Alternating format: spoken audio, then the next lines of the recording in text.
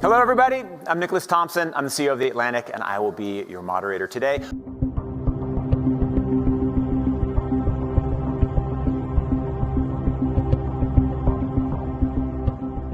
We are going to have an incredible session. Star of the show is Nita Farahany.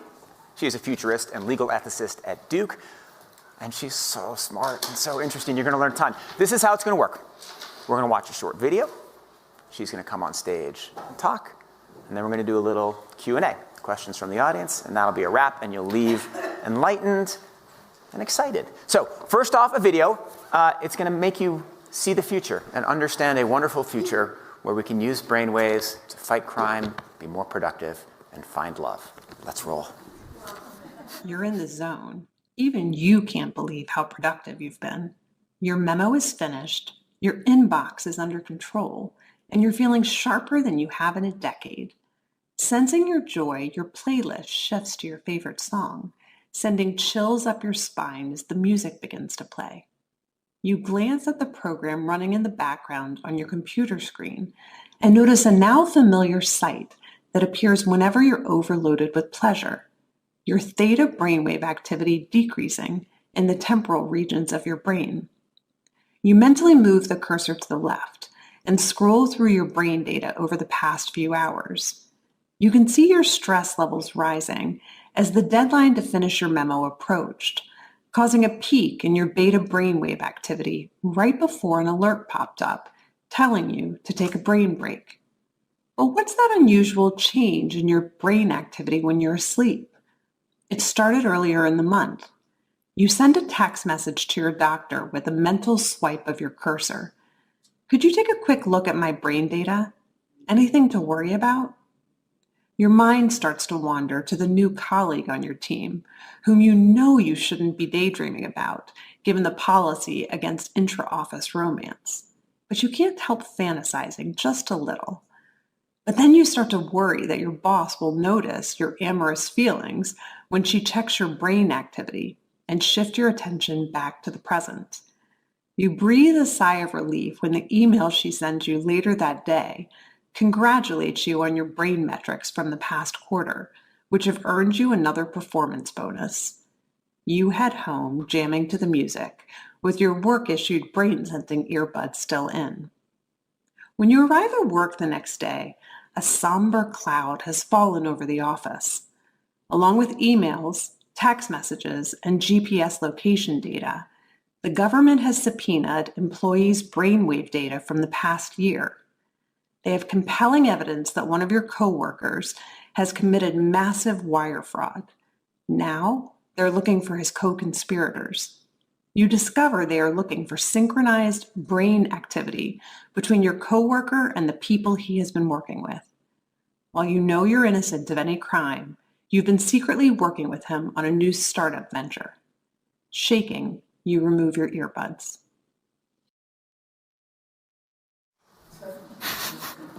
What do you think? Is it a future you're ready for?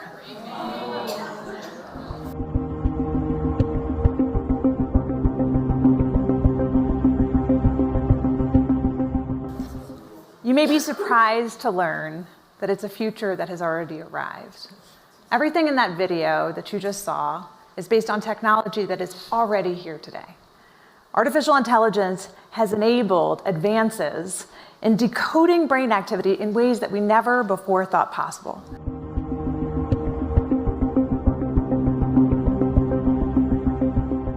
In more than 5,000 companies across the world, employees are already having their brainwave activity monitored to test for their fatigue levels.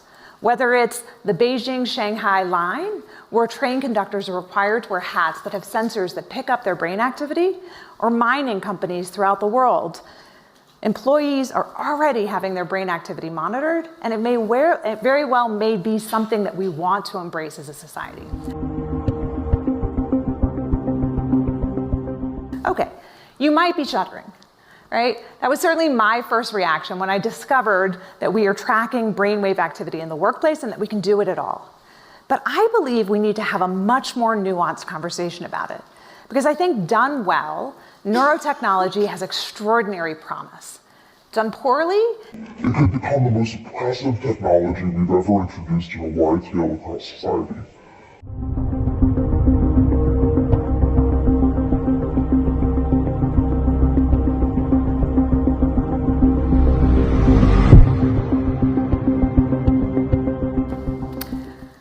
we might soon even use the technology to help people wake back up.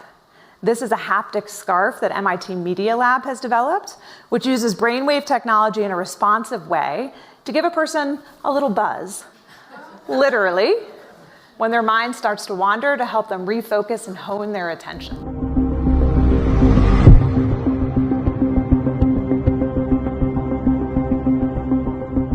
I'm giving you the positive use cases because what I don't want the reaction to be is, let's ban them.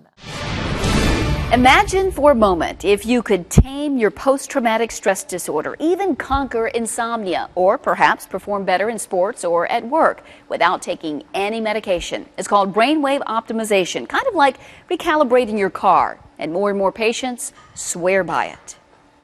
These situations don't happen just in New York or Chicago or Los Angeles. They can happen any place at any time. When you hear what Angelia Shear has been through. There was some shooting, and the hijacker then shot and killed the pilot, the hijacker's wife, and the hijacker himself. You'll quickly understand why there's a movie being made about it. My father, when I was young, tried to murder me. Shear's father is George Giff. Many of you remember as the mastermind behind America's first fatal hijacking that originated in Nashville in 1971. He went and he kidnapped my stepmother, and he convinced them that he was a psychiatrist and that she was a mental patient, taking her for treatment while she's screaming and yelling and begging not to be taken. He convinced them. That's how good he was. And he took them, and they landed in Jacksonville. A hijacked charter plane headed for the Bahamas touched down in Jacksonville, Florida for refueling. Giff wanted to go to the Bahamas, but the FBI held them in Florida, where Giff shot the pilot, his estranged wife, and himself. Shear, 12 years old at the time, hid, never having to get on that doomed plane. My whole first part of my life, I outsmarted a killer. So many of us have suffered things that are not our fault. Things that have left deep emotional scars and post-traumatic stress. Insomnia, nightmares, pain, anxiety. And Shear says she finally found it. I'm just putting the ground sensor on. Through sound. You can just relax. It's called brainwave optimization therapy. The volume's good. Brainwaves are measured with these sensors. And the sound is played back through earbuds. Think of it as your brain seeing itself in a mirror. When it recognizes those flawed signals, it autocorrects. We know trauma causes brainwave activity to get stuck in patterns that cause a person to get stuck in behavior or thinking or feeling that make it hard for that person to be healthy and happy. And through that sound, the owner of Nashville Neurotraining can graph brain activity. You can even see on this screen that how this left side of the brain is more active than the right. She had a significant imbalance. Shear could already feel the difference. So I'm starting to have feelings I didn't have before, and that's huge for a lot of us. And not that she needed it, but Shear calls the graphs the visual proof. Mine was like this far apart in the temporal lobes when we started, and when we finished, they were very close together. You can actually see a result, and I think that's great feedback for people because you actually, this isn't just subjective, you know, you actually can see a brainwave state change. This is the truth. I mean, this has helped me. Intriguing technology for sure. A lot of veterans report mental benefits from this therapy, as do professional and student athletes who've had concussions.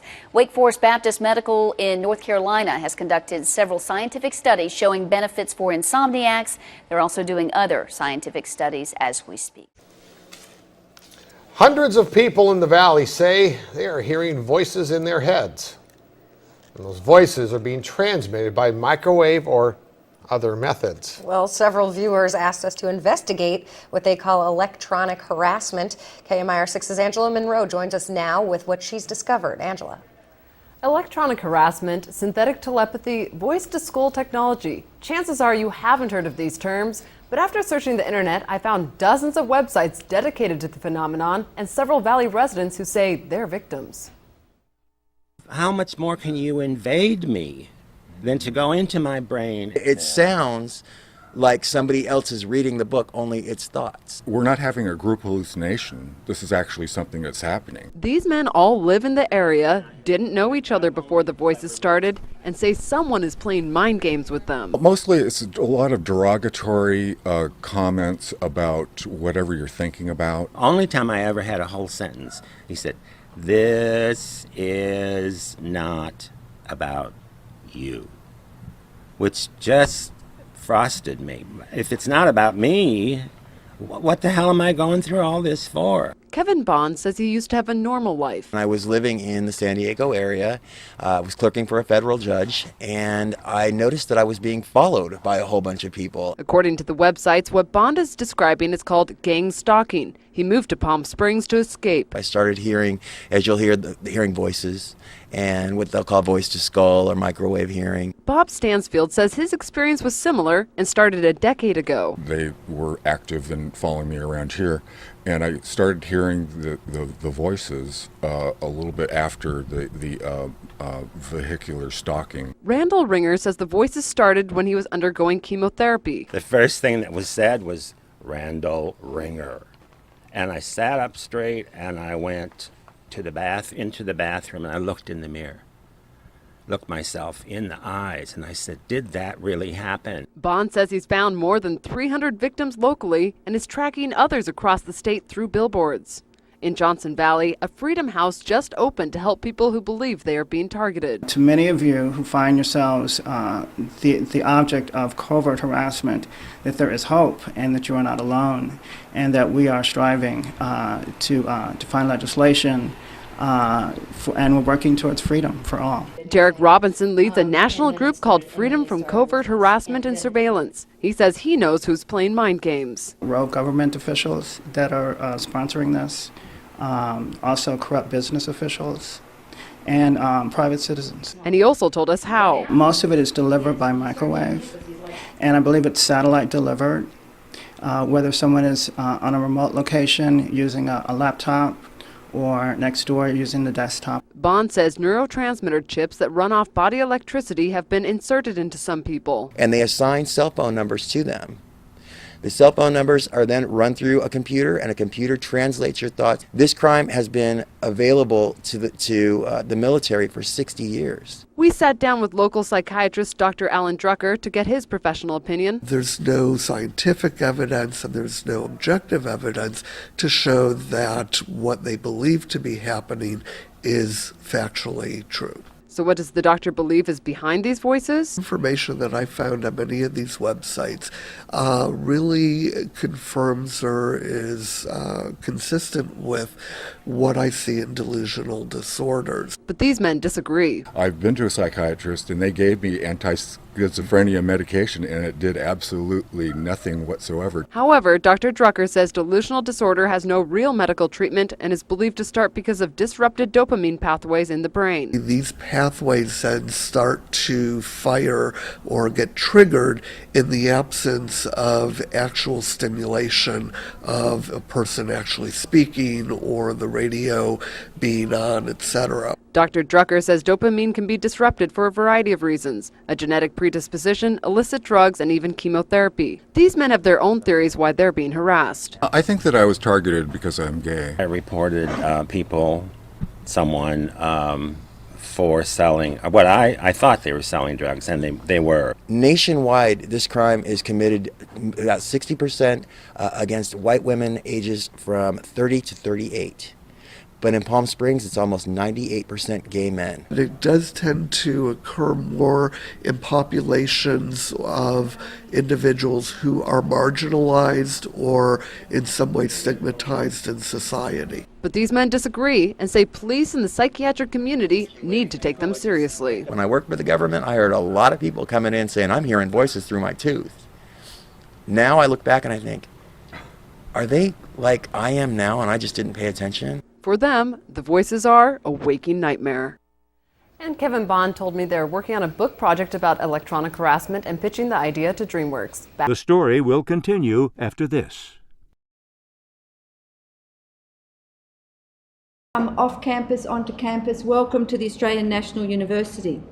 Before introducing our distinguished speaker for tonight's public lecture, I would like to make, as the Dean of the College of Arts and Social Sciences here at the Australian National University, a few introductory remarks regarding the motivation for hosting this lecture.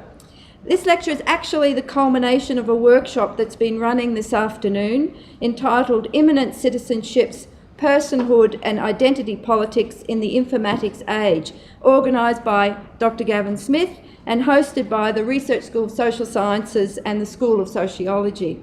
And the workshop was about exploring the notion of what is citizenship in an age of extensive surveillance. Our capacity both to survey our own bodily functions right through to surveillance of how institutions operate is an important issue that needs serious debate on how we regulate and respond to this phenomenon. The expanding capacity of governments, institutions, corporations, criminal and terrorist groups, just to name a few, to collate data on a massive scale on all aspects of our world and then to rapidly examine thousands upon thousands of data points has ramifications for us as individuals and as communities. The post-Snowden revelations in a global media environment should leave none of us under any illusion as to how serious this issue is and the potential for unintended consequences. The ubiquitous presence of large-scale data, or big data as some people refer to it, being collected, often without us realising it, raises questions about our rights and responsibilities within the ever-expanding collections made up of our personal data. A key question is, how far are we willing to tolerate the presence of surveillance in our lives? Last night, I attended a very interesting presentation by an eminent local criminal barrister. He was talking about forensic science and how it impacts on his work. He began by pointing out that at every moment of our lives, we are leaving markers about who we are, where we have been, and what we have been doing. Did you know that when you use your mobile phone, as I do, as the alarm to wake me up in the morning, somewhere in the cloud is a record of that event? And so the surveillance of my daily life begins. And who knows who has access to that information and how it could be used? Interestingly, we are increasingly using technology to monitor our own bodily functions. How many of us have used those apps to see how we sleep during the night, how many steps we take each day, and how many of us have paid luminosity and measured our brain performance. Tonight's distinguished speaker, Professor Nicholas Rose, will focus our attention on the practice of mind reading, the attempt by neuroscientists to subject the brain to detailed analysis so that its contours and functions can be better understood and modulated. The ultimate aspiration for some is the development of technology that can access the thoughts of individuals as they process the past, engage the present, and deliberate the future. There is no better person in the world to introduce us to this topic. Nicholas Rose is Professor of Sociology and Head of the Department of Social Science, Health and Medicine in the School of Social Science and Public Policy at King's College London. He's a co-director of the Centre of Synthetic Biology and Innovation, a major research collaboration between King's and Imperial College London. He's a member of numerous advisory groups and has also held high-level academic posts at LSE and Goldsmiths. He's published widely in numerous fields and disciplines, and as a young sociology student, I had read his earlier work, and his work has been translated into 13 different languages. So it goes without saying that we and I am delighted to welcome to ANU Professor Nicholas Rose to discuss the mind transparent, reading the human brain. Please join with me in welcoming Professor Rose. Well, many thanks to the Dean for that very generous introduction, and thanks to Gavin Smith for bringing me here to Canberra. We've had a very stimulating afternoon of discussion, some terrific papers done by colleagues, some of whom are here in the audience. And compared to those papers, I'm afraid my presentation to you here this evening is going to be really rather simple-minded and descriptive. To try and just outline to you some of the new technologies that are coming into existence, which have the objective of reading the mind through the human brain. So this work arises out of a question that's really the question that I've been focusing on for the last 3 decades, just one question. And that one question is the one I put up on the screen here. What kind of creatures do we think we are, us contemporary human beings? How have we come to think of ourselves in this way? And with what consequences for how we're governed and how we govern ourselves? In my earliest work, I traced that out in relation to the rise of the psychological sciences, to their role, social and political role, and to the ways in which they reshaped human subjectivity, opening up a deep psychological space within each individual, the space of the psyche or the space of the mind. In my more recent work, I studied the emergence of somatic conceptions of the human being, the way in which so much of our fate and our beliefs in what mobilizes us and what we must look after, now shaped around our somatic or corporeal existence.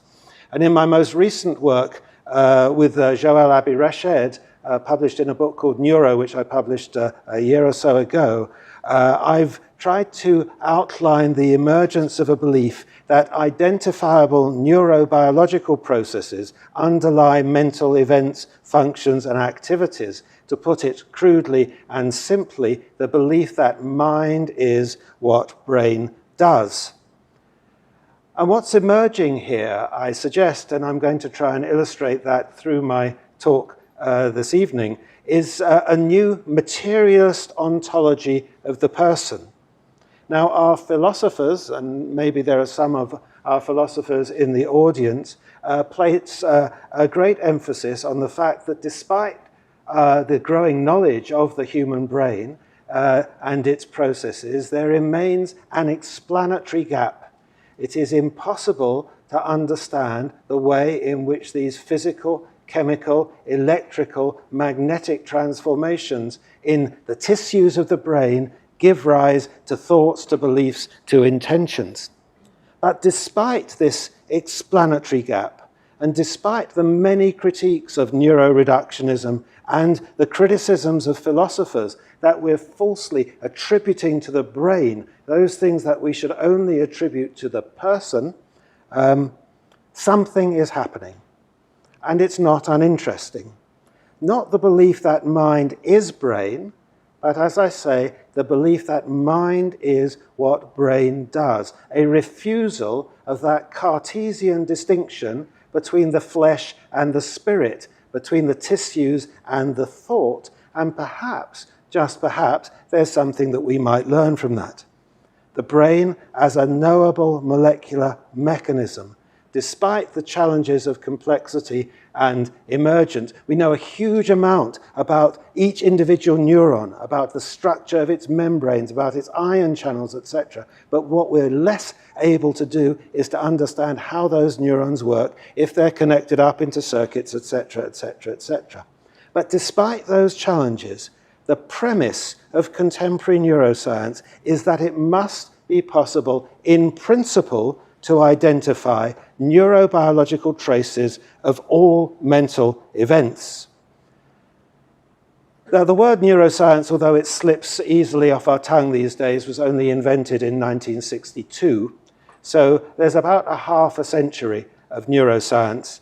But after the first 40 years of that neuroscience, that is to say around the end of the last century and the beginning of this one, something significant happened. And that was neuroscience moved from being a predominantly laboratory-based discipline to something that had salience in the world outside the laboratory. I've argued in the book I wrote with Joël Abi-Rached that there were three key dimensions along which neuroscience moved out into the world. One was neurochemistry.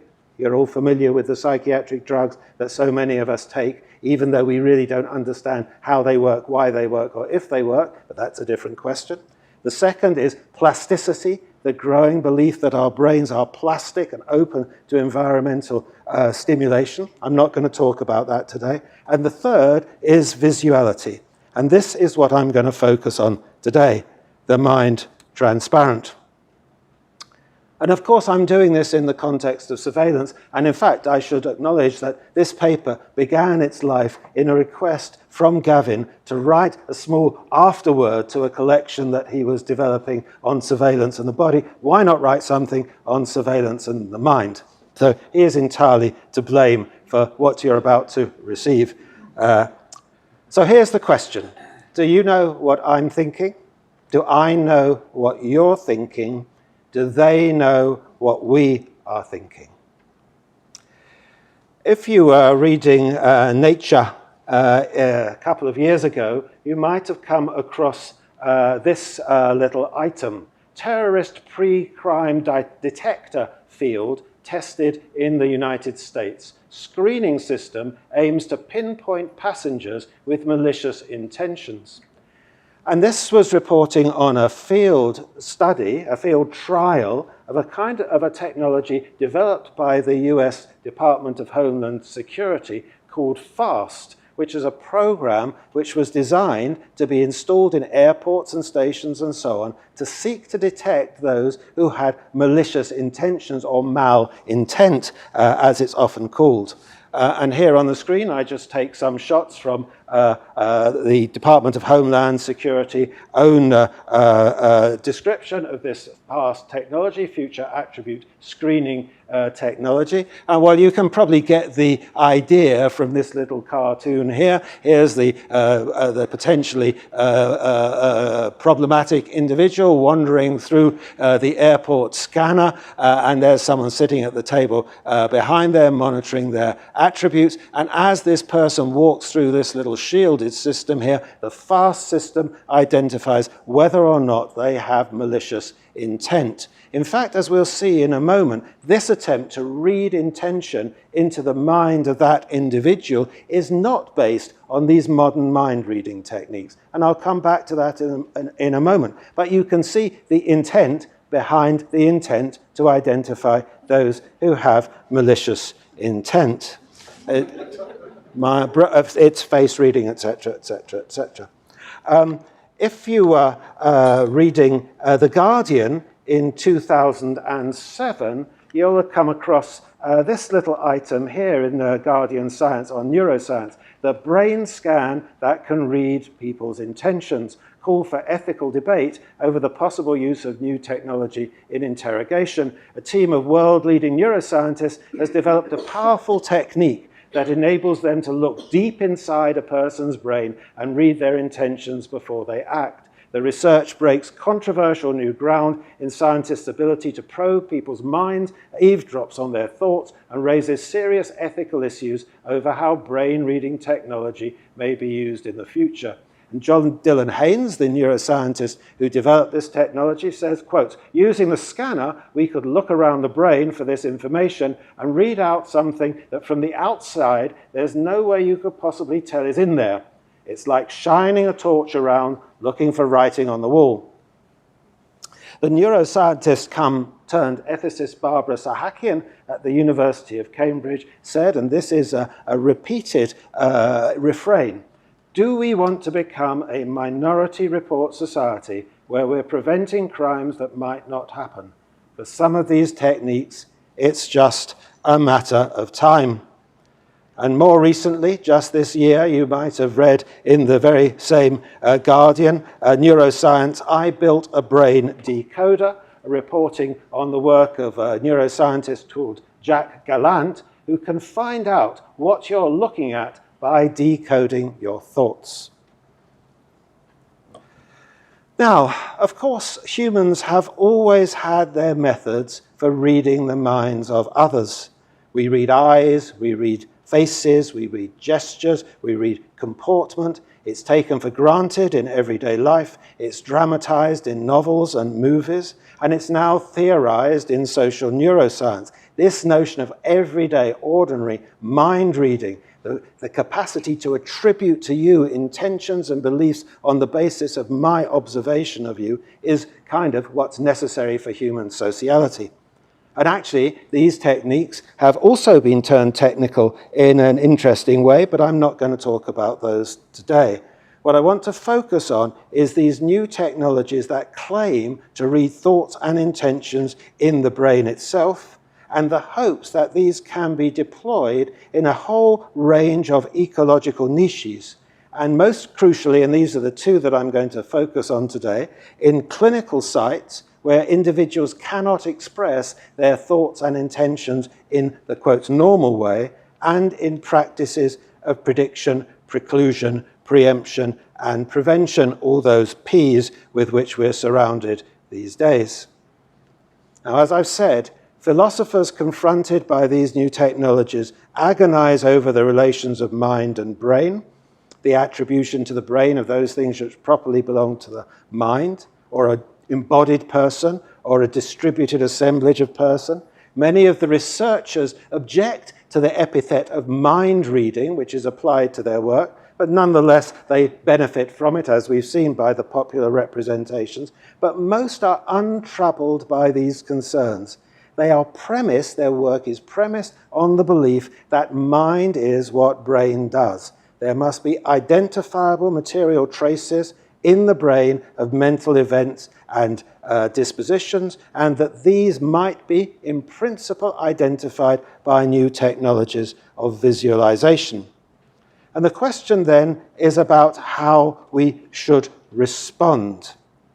And I want to suggest to you in this talk today that actually this new materialist ontology of the mind, this refusal of the distinction between mind and brain, although it does indeed raise problematic questions concerning surveillance, is actually perhaps a rather fundamental transformation in what we think we are as human beings. So here's the structure of the talk I'm going to give you. Firstly, I'm just going to run very, very quickly through what I've called the new engines of visualization. Those of you who are neuroscientists who know about this, please forgive me. This is really a very rapid Cook's tour, just to explain to those who don't know what's kind of going on. I then want to look at three particular areas: deception, intention, and thought identification. And I want to end by asking, so what? And towards the end, I'm going to show you, if the technology works, a few little videos, and if time permits. So please excuse me for I've been traveling quite a lot over the last however many days or weeks or months it is, and too much time in airplanes, so my voice is going.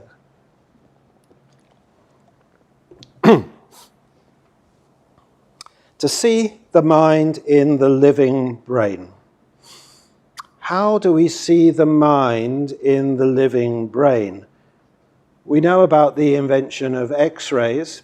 We know about the belief that with the X-ray and all the techniques of visualization that followed it, the mind of the clinician could kind of wander around through the human tissues themselves. But the skull presented a pretty impenetrable obstacle to those X-ray technologies of visualization. So in order to understand what was going on within the brain, something new or something different had to happen. And what I'm going to show you very quickly in this little Cook's tour, as I said, is the move from visualizing structure to visualizing function to visualizing content, And those three are very different in their epistemological underpinnings. And I'm also just going to try and emphasize to you the crucial importance in many of these ways of thinking of localization, of the belief that functions were localized in particular areas of the brain. Because as we'll see later on when I get to it, those ideas about localization are absolutely crucial.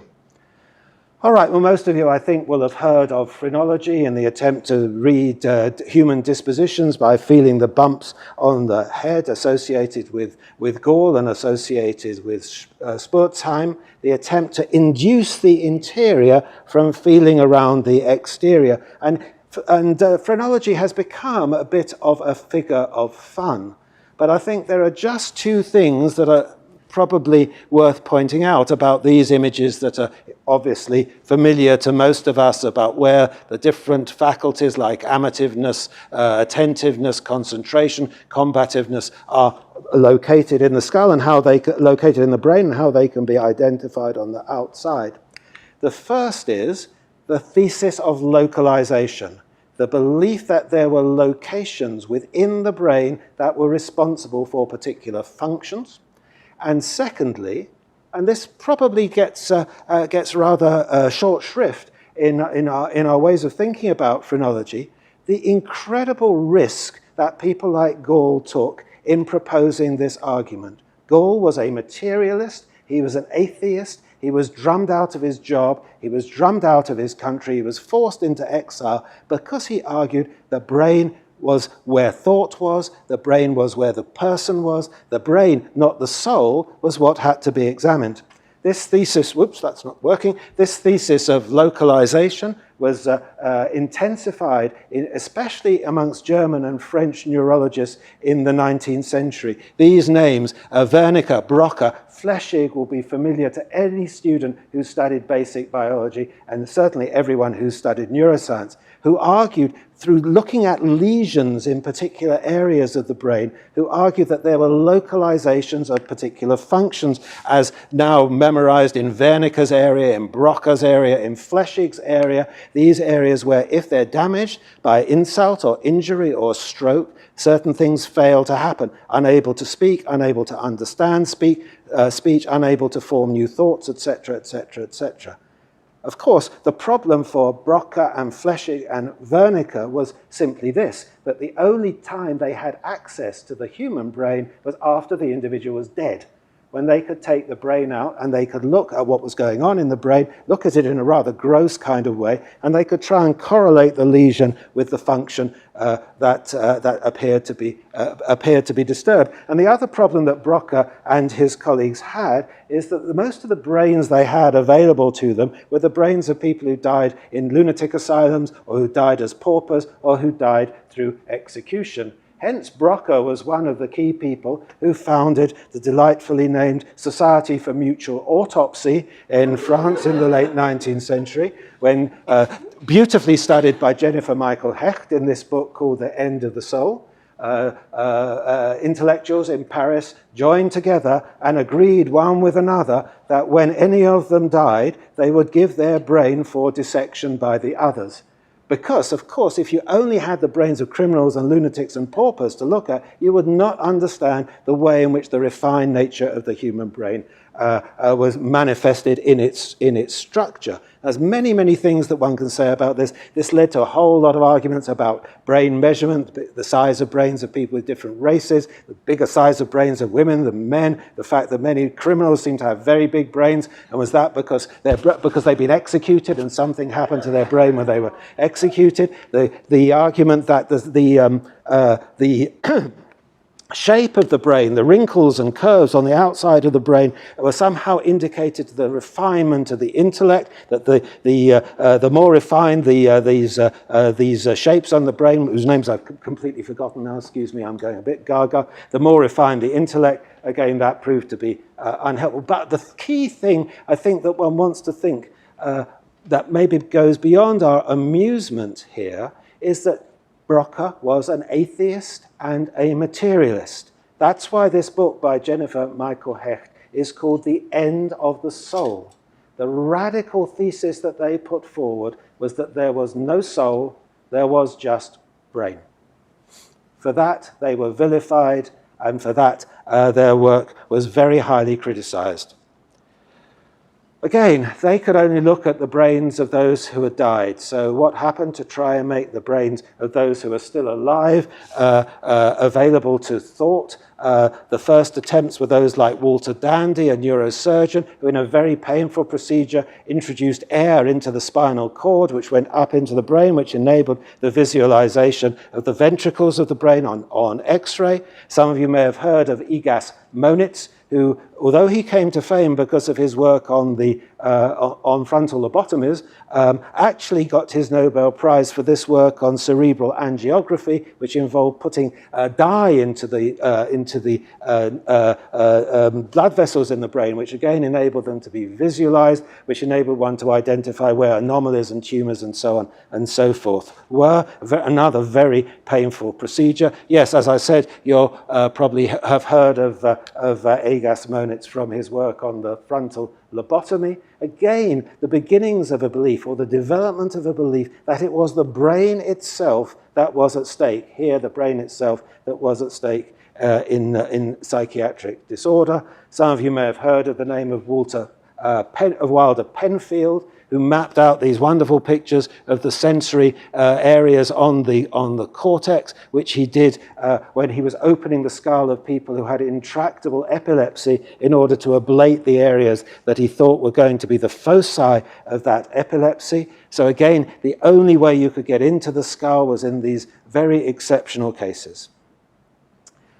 We begin to find ways of thinking about the living brain with the EEG, with electroencephalography, excuse me for that, non-invasive reading of brain activity, developed by Hans Berger in the 1920s, really refined by Edgar Douglas Adrian, who got the Nobel Prize for this and other work, which begins to be able to at least monitor activity in the brain of the living individual by putting the helmet with electrodes on it. This will be rather significant a little bit later on. But perhaps the things that we most identify with contemporary visualizations of the brain are CTs and MRIs and PET and fMRIs.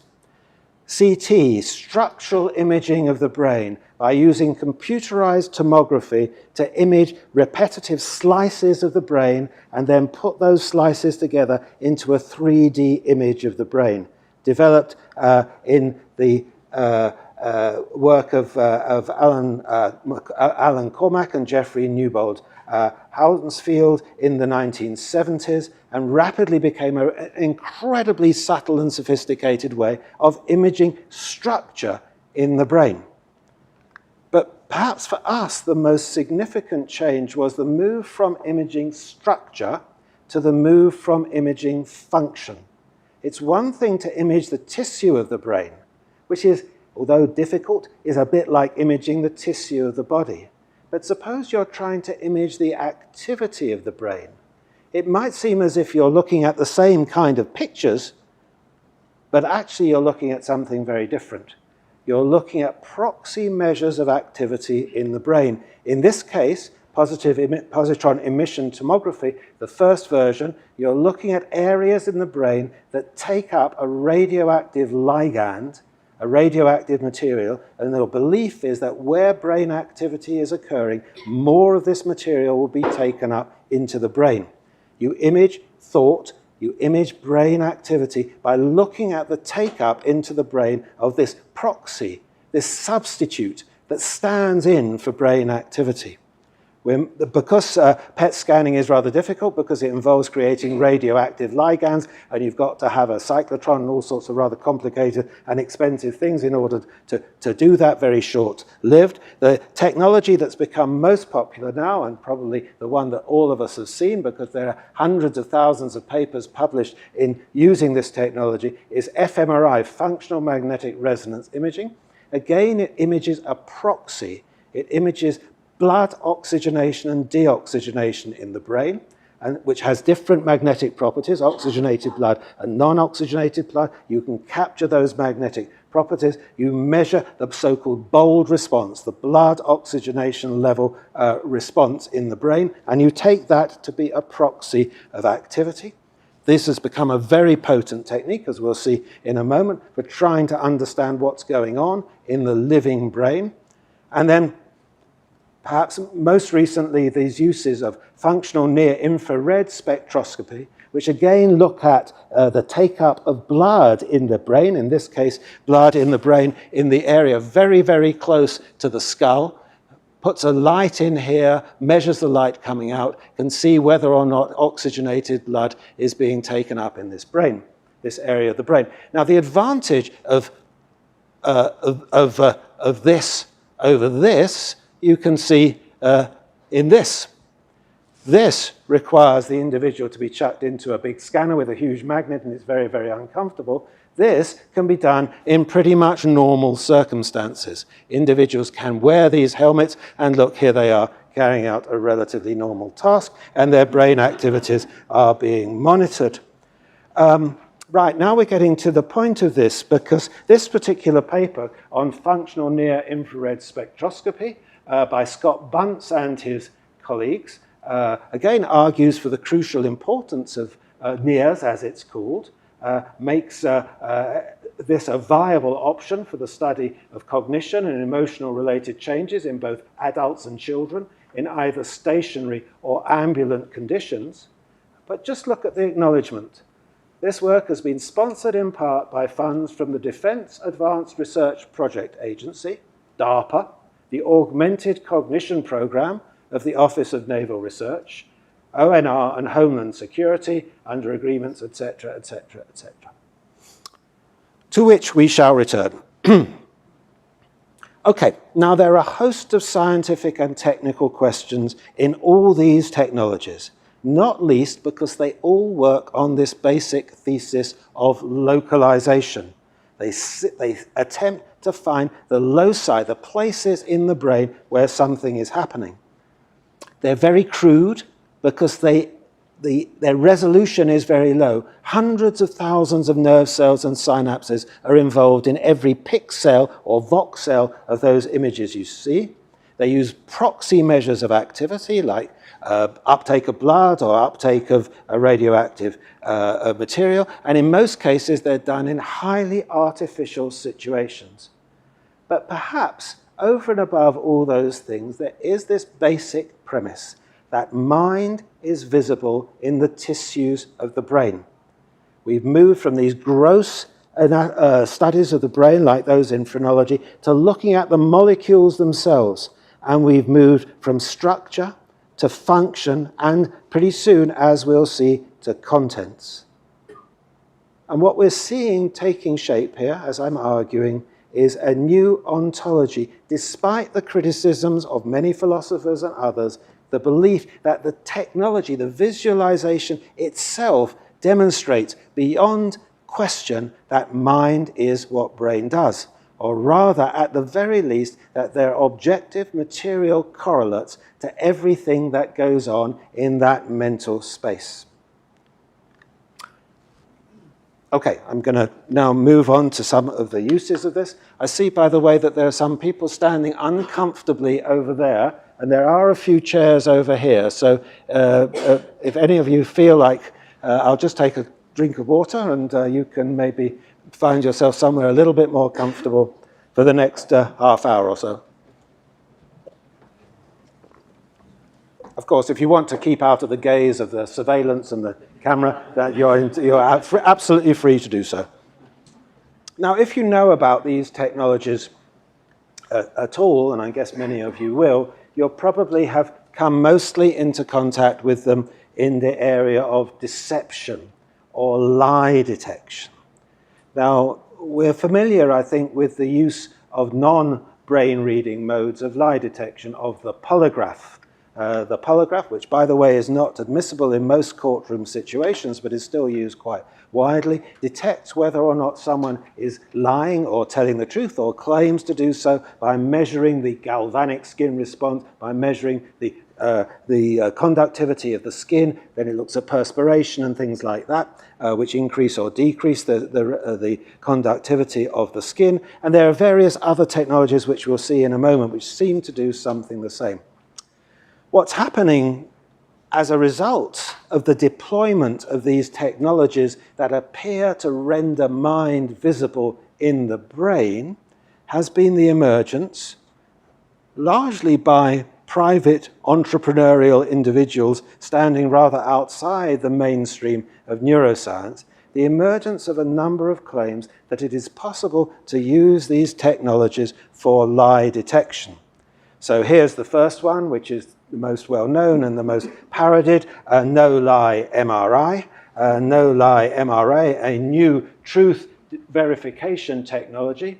No-lie MRI provides unbiased methods for the detection of deception and other information stored in the brain.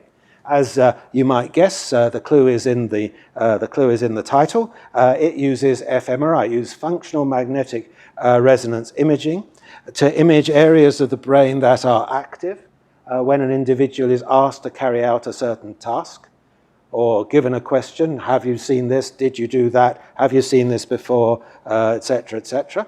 And claims is based on the claim that different areas of the brain are activated when the individual is lying and when the individual is telling the truth. I don't know how well you can see that, but you can probably see that what the claim is that when an individual is lying, these red areas, well, they would be red, wouldn't they, because red for danger, the coloration of the brain in fMRI is entirely conventional. It's entirely conventional that you color some things red and some things blue rather than green and orange or whatever it happens to be.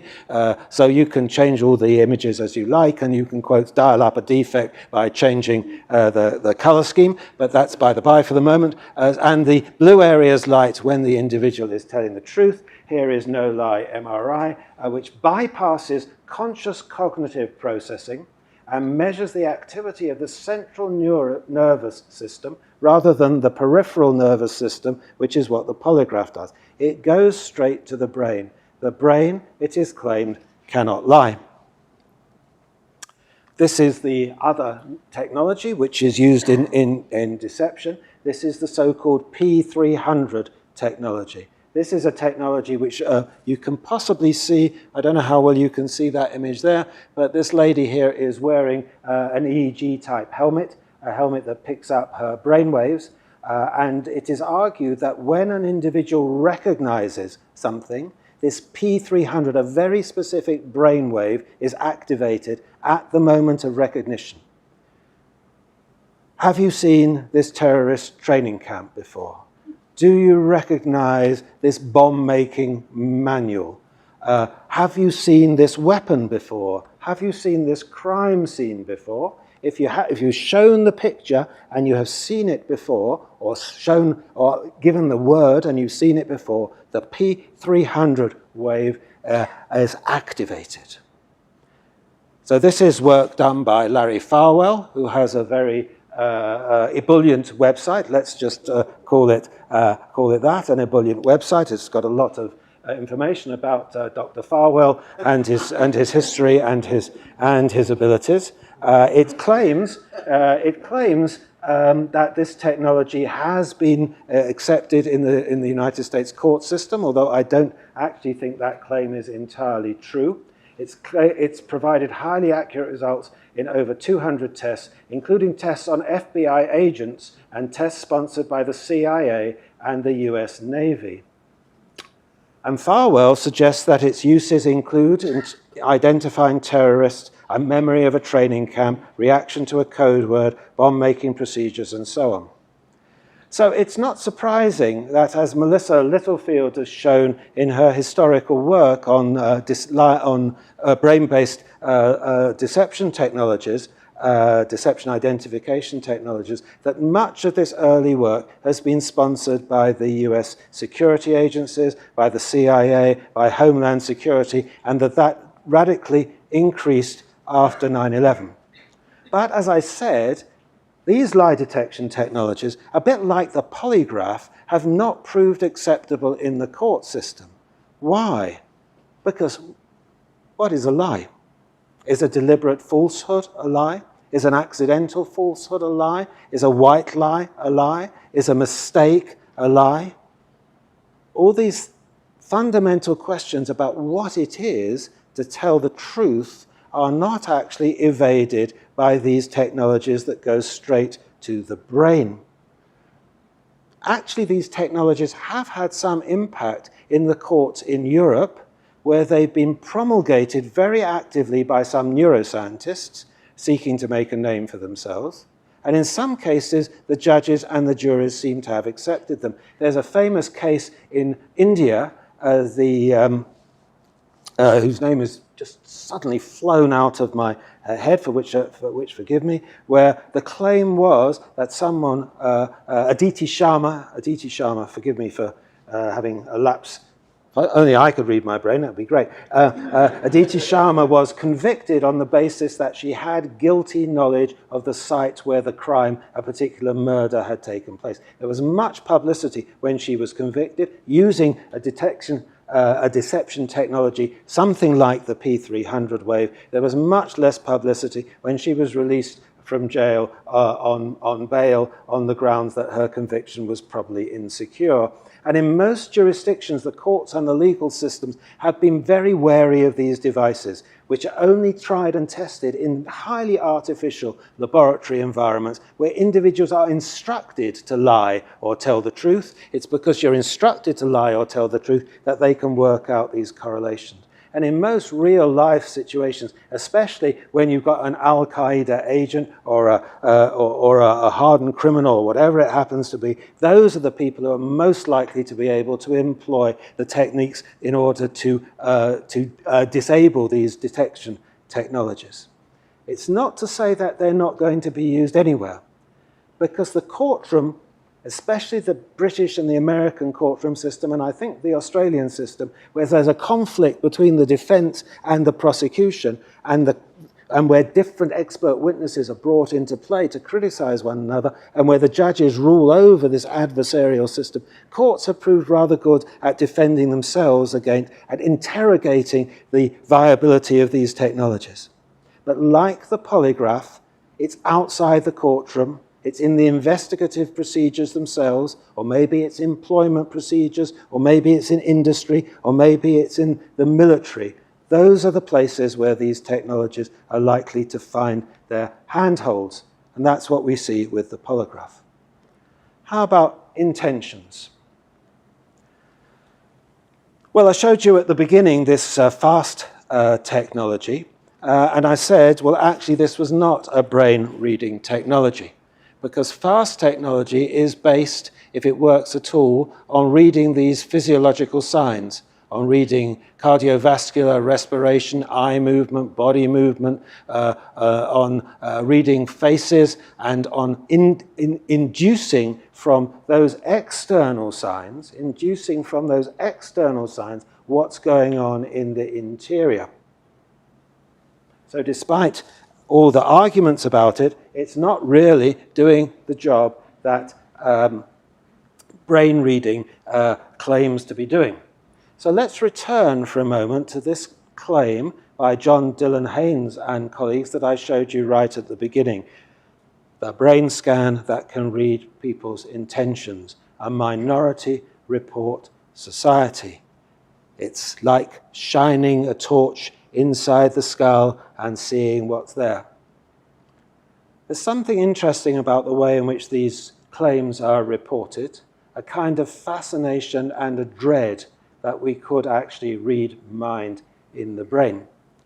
And despite the fact that I'm going to argue, if I get there towards the end of my talk, that something interesting is going on, I think it's really important that we keep our critical faculties alert. So what did John Dillon Haynes and his colleagues actually do in this sleepwalking into a minority report society? They took 8 volunteers and they gave these volunteers a particular task. They asked them that they had to decide whether they were going to be shown 2 numbers. They were in an fMRI machine, and they were going to be asked to decide themselves whether or not they were going to add or subtract those two numbers. They were scanned with an fMRI, which focused on the medial prefrontal cortex. And in 2/3 of the cases, after the experiment had taken place, researchers looked at the scans and they found that they could predict whether the subject would add or subtract on the basis of the brain region that was activated. 8 subjects instructed to add or subtract 2 numbers in a scanner in 2/3 of cases after the experiment, the researchers could predict it. Okay, so there are a lot of experiments on volition that look something like this. And they are clearly a very long way away from what one might consider to be intentions in the real world.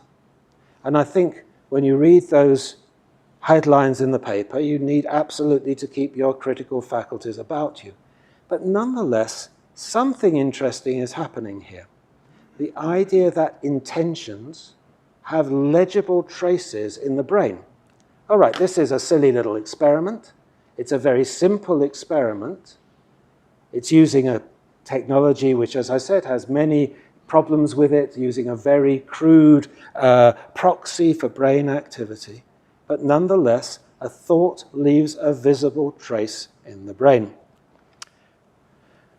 Those who do this work for a living, as it were, are quite hostile often to the idea of mind reading. They don't like that. They think that, well, of course, they profit from it because it gives good headlines, and universities can issue press releases which get a lot of publicity in the media. But they prefer the term thought identification. Is it possible to identify thought in the brain?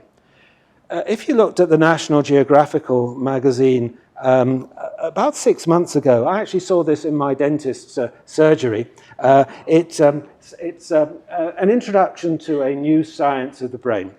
So you might ask yourself why, in this introduction to a new science of the brain, you are seeing 64 pictures or something of Jennifer Aniston. Does your brain have a Jennifer Aniston neuron? Neurons in your brain adapt to particular recurring stimuli, which is why your head contains at least one specialized neuron that reacts specifically to images of Jennifer Aniston. This is Professor Christoph Koch, and he's explaining to his audience here that why there is a particular area in the brain, a particular neuron, each particular neuron that has reacted in a specialized way that, in a sense, contains the memory, and in this case, the memory of Jennifer Aniston. He's saying, of course, not everybody has a Jennifer Aniston neuron, but nonetheless, the belief that every memory is encoded in a localized spot within the brain that can be then identified by Professor Koch here. So this is another index of thought identification. I'll tell you what it's going to happen, and then if the video doesn't work, we've not lost anything. You can see what the video is going to be because there they are on the video. And this is a study which was done by Marcel Just and Tom Mitchell at Carnegie Mellon. And they did an experiment where they asked subjects to think about 10 objects, 5 of them tools like screwdriver and hammer, and 5 of them dwellings like igloo and castle. And they then recorded and analyzed the activity in the subject's brain for each. And this is what Marcel just said. The computer found the place in the brain where that person was thinking screwdriver. Screwdriver isn't one place in the brain, it's many places in the brain. When you think of a screwdriver, you think about how you hold it, how you twist it, what it looks like, what you use it for. Oh no, that was Stahl, sorry. Just explained, when we think screwdriver or igloo, for example, neurons start firing at various levels of intensity in different areas in the brain. And we found that we could identify which object they were thinking about from their brain activation patterns. We're identifying the thought that's occurring. It's incredible, just incredible, he added. Is it worth me trying this? Let's see. What's kind of interesting here is the fact that this is termed mind reading. It's called thought identification. It's for the first time in human history we're able to identify exactly what's going on in the brain when a person thinks a specific thought. Not just when an area of the brain is activated because you're emotional or because you're fearful, but a specific thought. In this case, screwdriver or igloo. And it's the dean said right at the very beginning about the crucial power of data mining technologies. So this uses very powerful data mining technologies to begin to work through those masses and masses and masses of images in order to identify those thoughts. Here's another one. What the brain sees versus what the eye sees, mind's eye. So this was another experiment done by Jacques Galland, who I showed you right at the beginning, and Shinji Nishimoto. And they claim to be able to reconstruct movies using only the results from brain imaging, using a modified version of the bold response. What they did was they showed people trailers of movies. They did the fMRI scan. They looked at the bold response that the individual had in specific areas of the brain, and they sought to reconstruct from those brain images exactly what the person was seeing. Well, it's not too great, really, is it? But nonetheless, isn't that kind of interesting? And what does that indicate to you about the materiality of the thought itself? Here's something else, mind-boggling. Science creates a computer that can decode your thoughts and put them into words. Researchers have demonstrated a striking method to reconstruct words based on the brain waves of patients thinking of those words. So here is a case where individuals were given a number of words. I don't think you'll be able to read this. As it happens, these were individuals who were undergoing brain surgery. They had a number of electrodes implanted into their brain. They were given a number of words, and they listened to the individual speaking those words. A computer program analyzed how those were being processed in the brain, and afterwards, the computer process was capable of reproducing the word that the individual had heard, or some of the words that the individuals had heard, from brain activity itself. 15 people, 256 electrodes, only 47 words, but nonetheless something which is not uninteresting, it seems to me.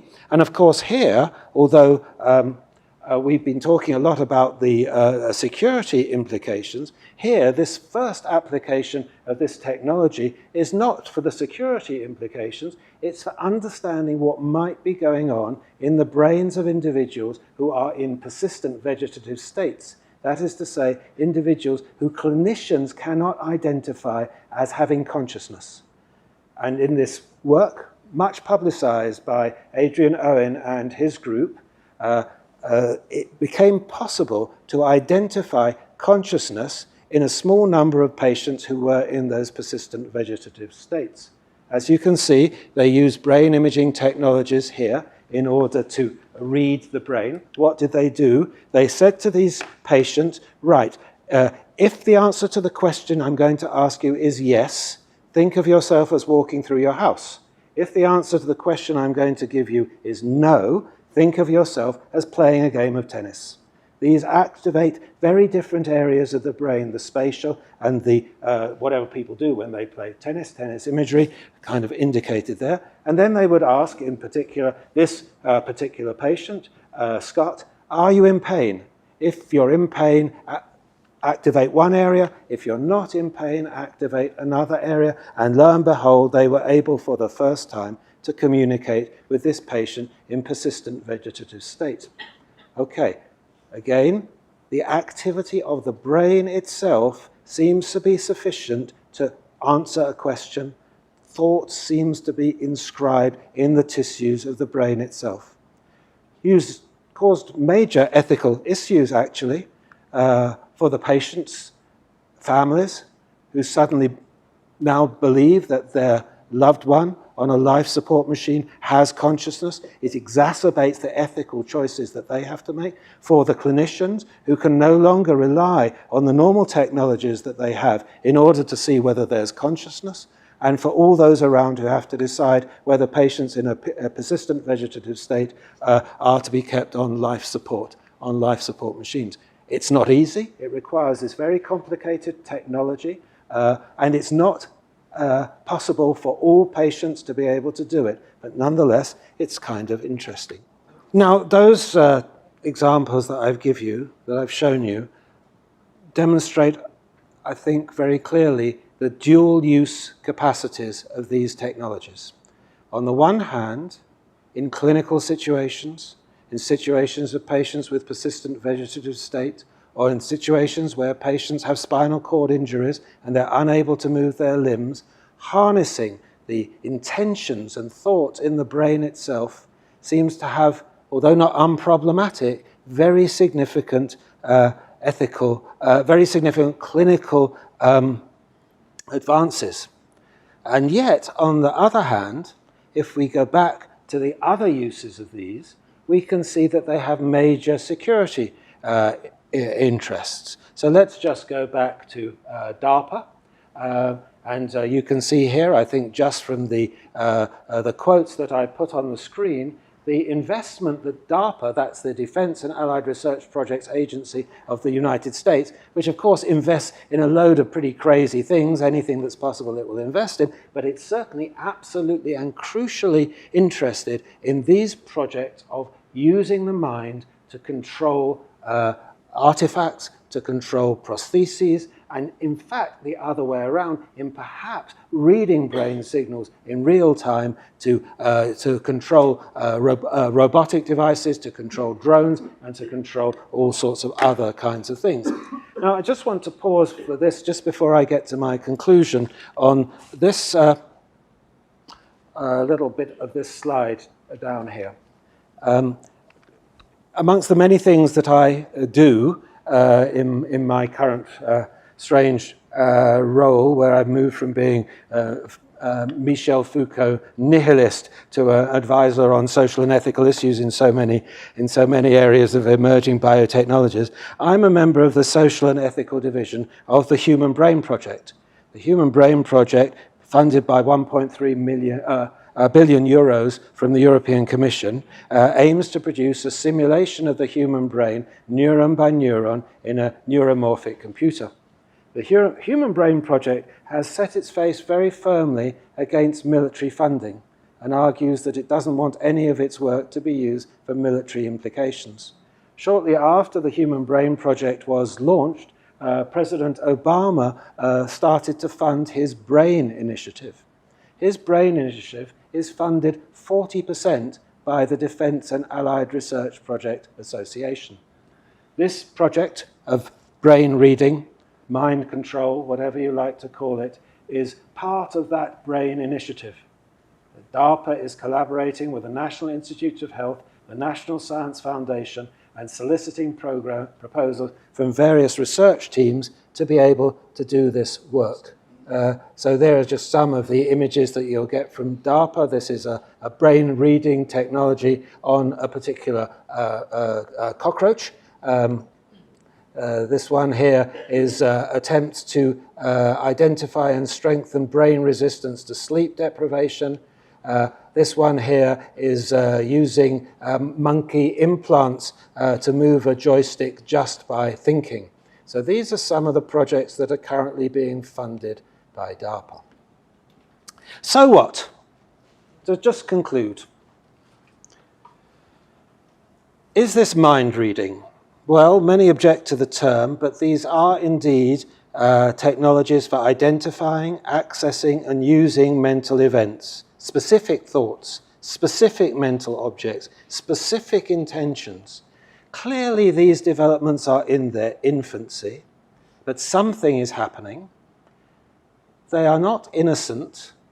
They emerge because of an intersection between clinical demands, forensic demands, security demands, and the aspirations of neuroscientists to understand more and more and more about what's going on inside the brain. The brain's located at this intersection of ways of knowing, of ways of visualizing, of forms of expertise, and strategies of intervention.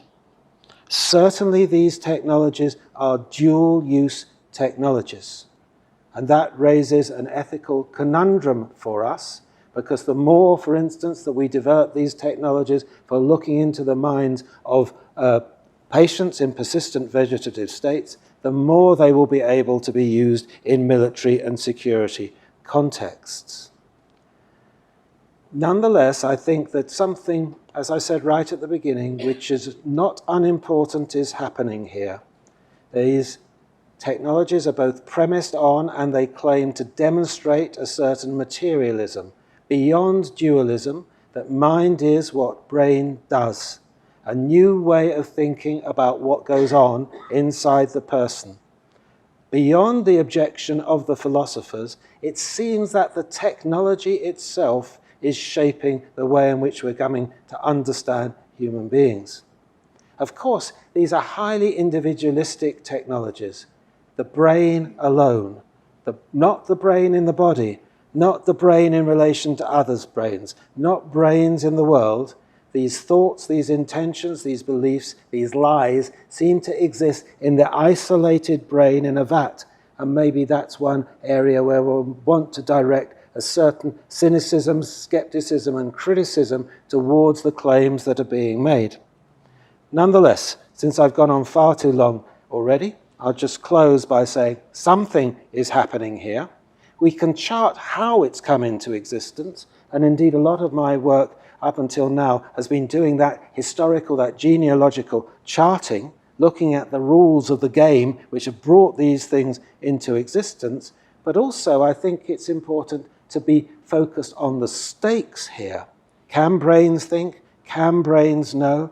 Must we still suppose a mental realm that's different in substance, different in extension from the brain?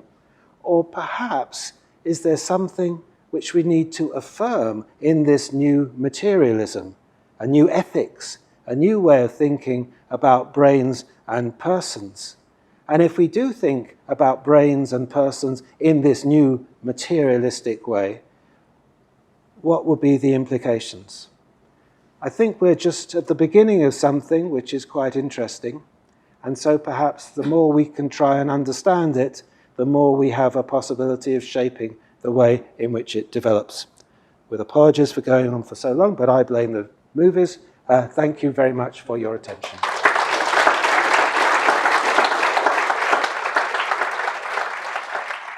Thank you very much, Nicholas. Even though we've gone over time, I hope you'll take a couple of questions. Absolutely, yeah. So would anyone like to ask a question? I really enjoyed that. I just wanted to ask, I guess it was a question you were raising at the end there, the sort of what are the implications? And I like the fact that you went from, so I guess you seem to have a precise historical genealogy going on, but then you were also raising an issue around the states. There was a more ontological kind of question there about the new materialism. And I guess just returning to the starting questions that you raised about, what kind of being do we consider ourselves as humans? How have we come to consider ourselves as that kind of being, and with what consequences? And I just wondered if you could say anything more about the implications, not so much of the uses of these technologies, but what it says about us as human beings. So, for example, I'm thinking, someone like Joseph Stiglitz would say, well, what it says to us is that we're always already technological, we're always defined by that. And yet, science, I think, sort of uses it as evidence of our mastery in some sense. So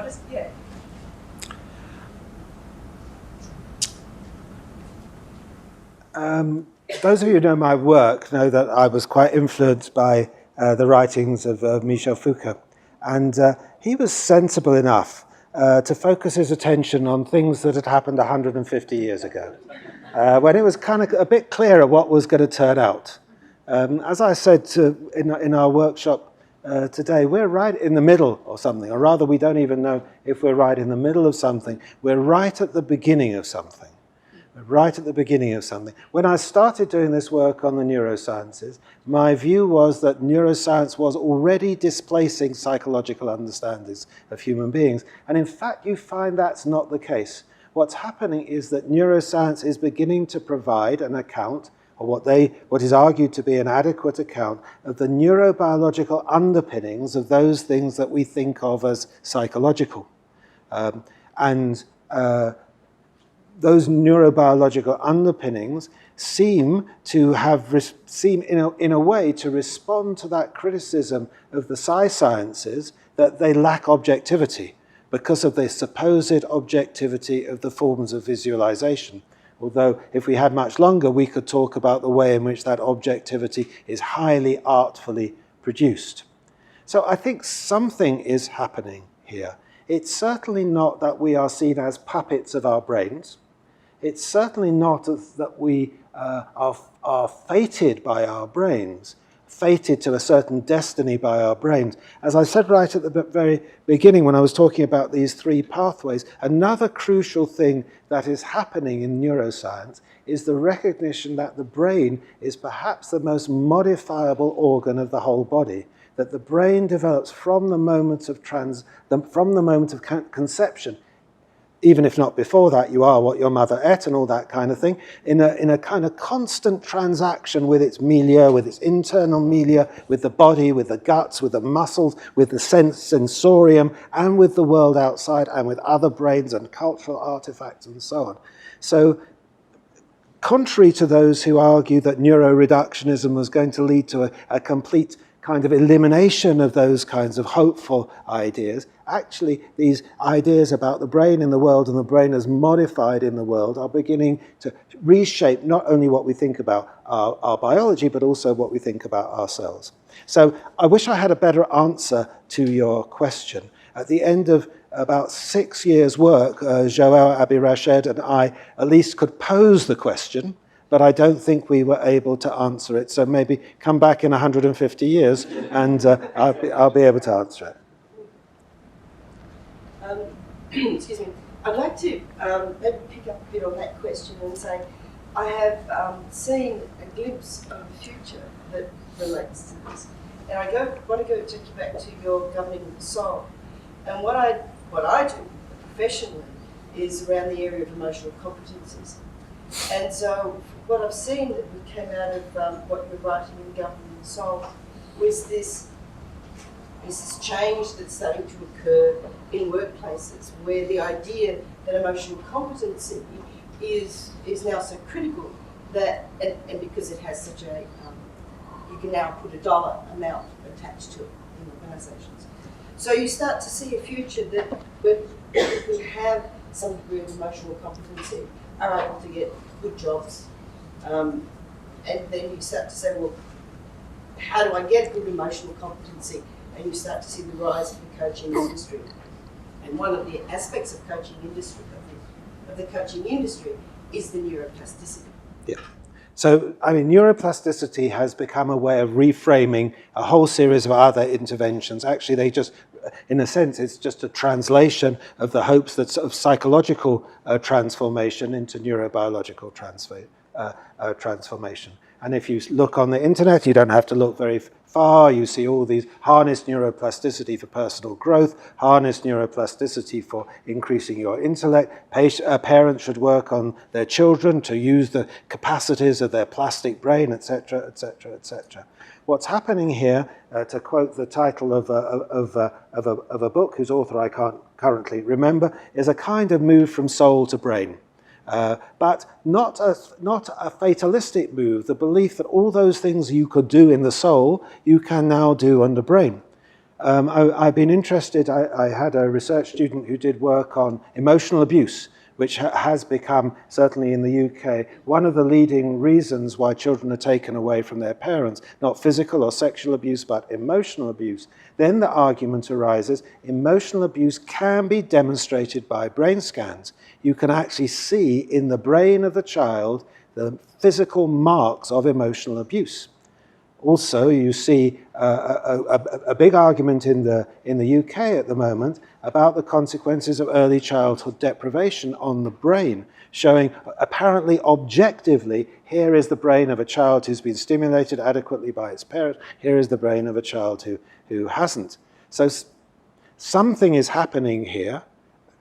Often one wants to be very critical of the way in which those images are deployed, but nonetheless, over and above all those criticisms, one is beginning to see the brain playing a crucial part in all sorts of social and political explanations. and reciprocally, as it were, neuroscientists aspiring to that capacity or to that status of experts in management of childhood, in management of a whole series of affairs that used to be the province of the psychologists.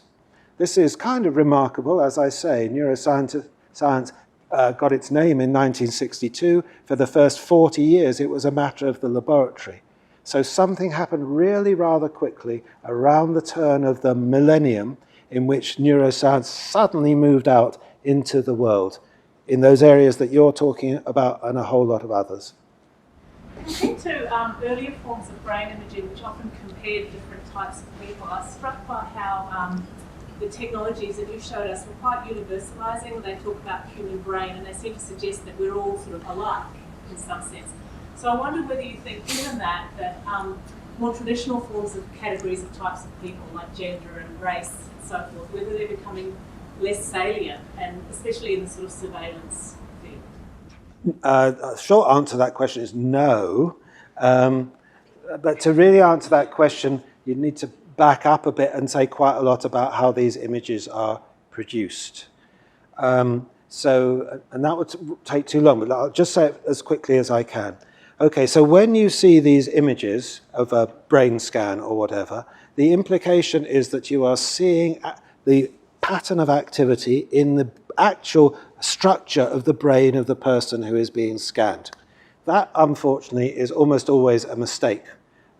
What happens is that you take a readout of activation in voxels in a three-dimensional space, in a box. Okay? Your head's in the scanner, the voxels are in a three-dimensional space in a box. They don't actually know what the structure is of your brain, if your brain is in the scanner. So what they do is they warp or they shape these images onto a standard brain space in a standard brain atlas. And the standard brain atlas is a kind of average of the configuration of the normal brain, or a normal brain that was cut up and dissected ages and ages ago, seems to identify where the parietal lobes are, where the amygdala are, where the hypothalamus is, and so on and so forth. Okay, now those standard atlases are being disputed. In Japan, there is an argument that there should be a different atlas for the Japanese brain. There are arguments that these brain atlases, which were developed many years ago now, are completely inadequate to the new technologies. One of the aspirations of the Human Brain Project is indeed to create a new brain atlas. So this idea that there is a single standard brain is, in a sense, a temporary holding place. On the other hand, it's a holding place that is built very deep into the technologies that are a part of these brain scanners. In the words of Bruno Latour, there's an awful lot that's black boxed, especially in the way in which the algorithms are developed to process the voxels into something like the image that you see in front of you. That could be a much longer explanation. But what there are now are increasing attempts to look at the brains, to do scans of the brains of people in China, people in Japan, people in India, to begin to demarcate and differentiate and so on and so on and so forth. And let the brain speak for itself. The argument is that we don't have to impose our own classificatory systems. The brain will tell us what classifications are pertinent. So there's a huge, not a huge, that's an overestimation. There's a lot of rather interesting work to be done to look at the ways in which these images are being developed, the assumptions that are in them, and the way in which they're being deployed, and also to look at the way in which contemporary neuroscience is transforming them. But as I said, we're in the middle of something. We can be critical, we can be skeptical, we can subject a lot of these arguments to critique. We can show quite convincingly that the hype and the claims of the scientists are not justified by the experiments that they've done. All that is important work to be done. We mustn't lose our critical faculties.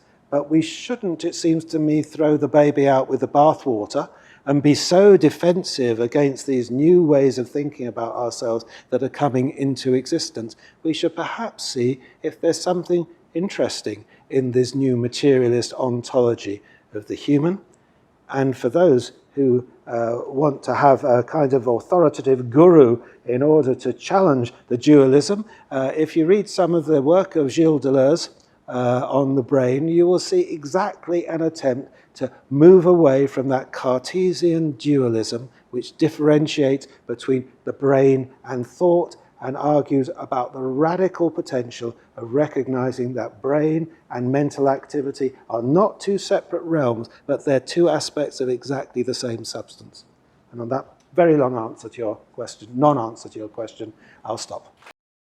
Human enhancement has long been the stuff of myth and science fiction.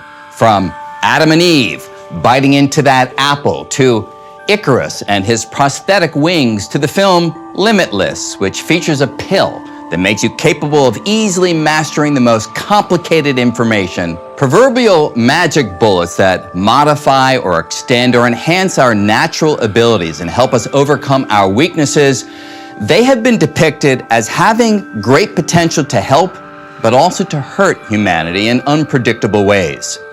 And when it comes to truly enhancing performance, of overcoming our limitations, some of the most promising work being done right now is in the area of brain plasticity. Cutting-edge research suggests that a whole arsenal of tools, from video games to brain stimulation to pharmaceuticals, they may make it possible to rewire our brains in ways that take our neural pathways back to their early, childlike states, opening up what are called critical periods. These are periods of development when our minds are most open to learning new things, conferring upon us the ability to master new languages, to pick up a new instrument, to jump higher, to run faster, to overcome debilitating brain injury, to cure depression, possibly reverse autism, slow dementia, and help us focus more deeply. But even with such promising developments, we still do not fully understand the long-term effects of such interventions on the estimated 100 billion neurons and the trillions of synaptic connections within the human brain. So, tonight, we are going to focus on the promise and the perils of this young and evolving science, which seeks to go beyond our all too human frailties and limitations by leveraging our brain's incredible plasticity.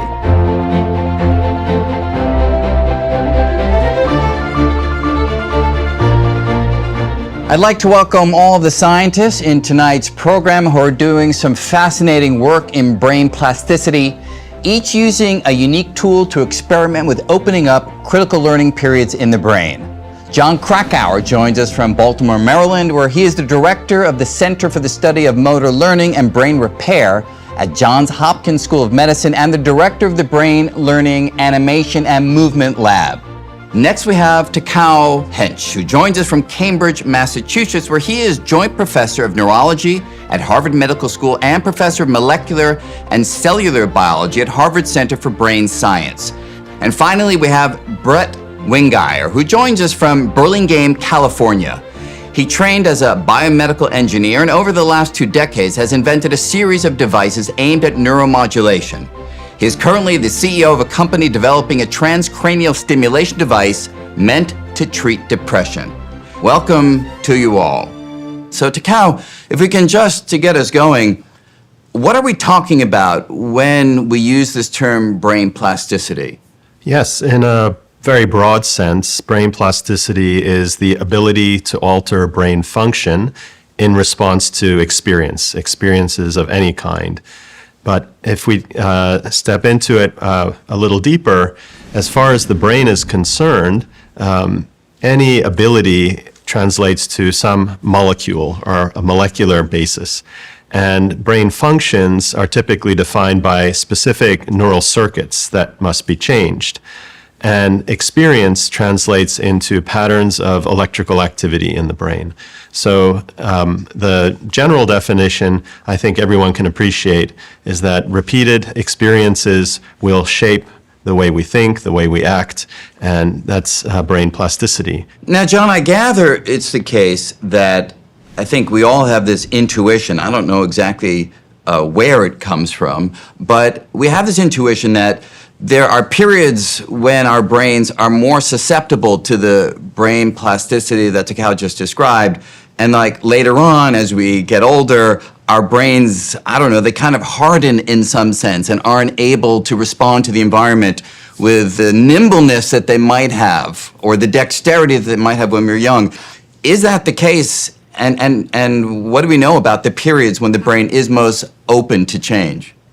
Yeah, I mean, I will definitely talk about this for a moment, although Takao has done sort of seminal work at the molecular and cellular level on this. But I'm particularly interested in how you can sort of have these windows of, critical period reopened by injury. But now there are also people working on sort of more controlled ways to recapitulate these critical periods later in life, pharmacologically, maybe with brain stimulation. And so, Takao, what do we know about those critical periods? Are they specific to certain learning tasks? Do they open and close at fairly well-defined moments in the development of a human brain? Well, we've known about critical periods or the malleability of the brain changing across development for centuries, from Aristotle to Montessori to the present day. And this comes from careful observation of children, infants and children, and their ability to acquire new skills at an astonishing rate. Do you know an age where that closes? I think this is an important question. So there are probably myriad number of critical periods is really the important message, that brain function translates to particular circuits that change, whether you're talking about vision or hearing or speaking and so on. And so each one of those could have a slightly staggered window of plasticity. And in fact, there's a sense of hierarchy that perhaps the primary sensory areas, our first filters to the outside world, are shaped earliest and perhaps most stringently, which then feeds into multisensory areas that integrate the different kinds of input and ultimately build up a complex cognitive machine like the adult brain. So I think it's important to keep in mind that there's not just one critical period, and that there are sequential series of these that allow for the complex behaviors that we're capable of. And Brett, we're going to talk about some of the work that you've done a little later on in terms of trying to manipulate the brain, perhaps harness some of the brain plasticity that we're talking about. But do you consider the task of trying to harness brain plasticity a fundamental science question, or is it an engineering problem? I mean, how much detailed understanding of the brain do we need to have to be able to harness these qualities? Yeah, it's both, and that's one of the interesting things about this field is, we certainly have ways with technology where we can encourage plasticity, and just to be clear, it's not just with technology that we can do that. As adults, we are all still plastic, and we're not plastic in the same way that our kids are. I watch my kids trying to learn a second language, and it's amazing, and so I feel that very personally. But we're plastic every day, and that we learn things as adults, and we have mechanisms where if we're particularly emotionally engaged, then we learn things better. Now with technology to encourage and increase plasticity, we're on a journey of learning where we're informed by the basic science, we're informed by the applied science of how do you interact with the brain in a better, more targeted way, and there's a lot of interplay between the fundamental science and what we can do with the technology. And in general, any kind of neurotechnology or neuromodulation, whether it's on the medical side or the human potential side, it just gets better and better the more we understand about the underlying mechanisms and change things from basic science questions to engineering problems where we understand the science. Yeah, well, I certainly feel your pain on the language acquisition issue. I have started to return to playing piano, and my 17-year-old son also returned, and I can't keep up with him. I mean, he's zooming ahead. He's like 5 pieces in, and I'm still struggling on one before. So there's definitely something going on inside my head that isn't as flexible as I would have hoped it would be. So, John, when we think about critical periods and plasticity, from an evolutionary standpoint, do we have a sense of why it is that the brain is structured in such a way that it goes through these periods? Why is that the route that evolution took? Well, I mean, there are all sorts of arguments. You know, it's a big job to get to being a fertilized egg to a very large, you know, millions of times larger organism. So there's a job that needs to get done to set the system up and have it respond to experience so it gets set up with the right structure, right? But you don't want that runaway plasticity indefinitely, right? I mean, there are consequences to unbridled plasticity. So it has to be controlled. You know, with great power comes great responsibility, right? And this is a form of plasticity that would not be very good. I mean, just like plasticity and the ability to duplicate in cells, if it goes uncontrolled, you get cancer, right? You could have, you know, analogously the same kind of problem with dysmorphic tissue, seizure dangers, and all sorts of things like that. You know, the kind of thing that you have to do once you've reached cruising altitude and learn things is not the same big lift as how you have to get to cruising altitude in the first place. So you need to have control mechanisms, homeostatic mechanisms in place to keep this in check, right? Now, it would be very nice if you could go in and manipulate these negative feedback loops, these homeostatic control mechanisms, so we could open up under controlled conditions. But it makes a lot of sense to me that you don't want these growth environments to be on indefinitely. Right. So Takao, we are starting to learn, and that's really the point of the conversation we're having here, that there is something new in our understanding of brain plasticity. The older idea that we've just heard is that there are periods when the brain opens and it kind of closes down, but now I gather there's evidence that we may be able to reopen brain plasticity in mature brains, in adult brains. What's the evidence for that, and why do we think that may be the case? Yes, the novelty and the new insight that has come about, I would say, in the past 20 years is twofold. The cellular understanding of what determines the timing of these critical periods has become apparent. So there are triggering mechanisms. And then likewise, there is a system of molecular brakes which seems to act in an active way to close these critical periods. And it's this insight that's really allowed us to manipulate the timing and to reopen it or extend it into adulthood.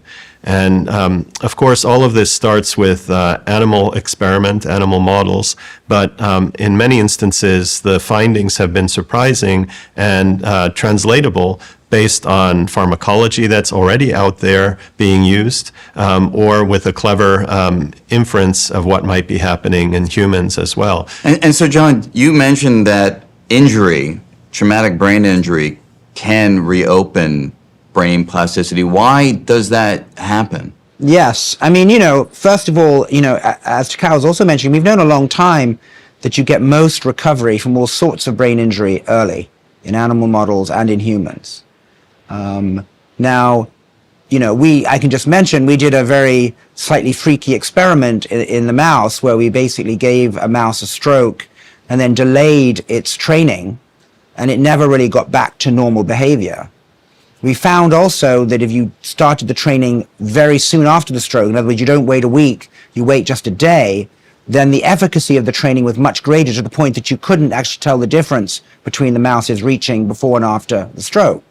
Now, the really freaky thing is if you did the original experiment and waited a week and then gave a second stroke, in other words, you actually made the mouse worse, but you now didn't wait, you actually recovered completely from the first stroke.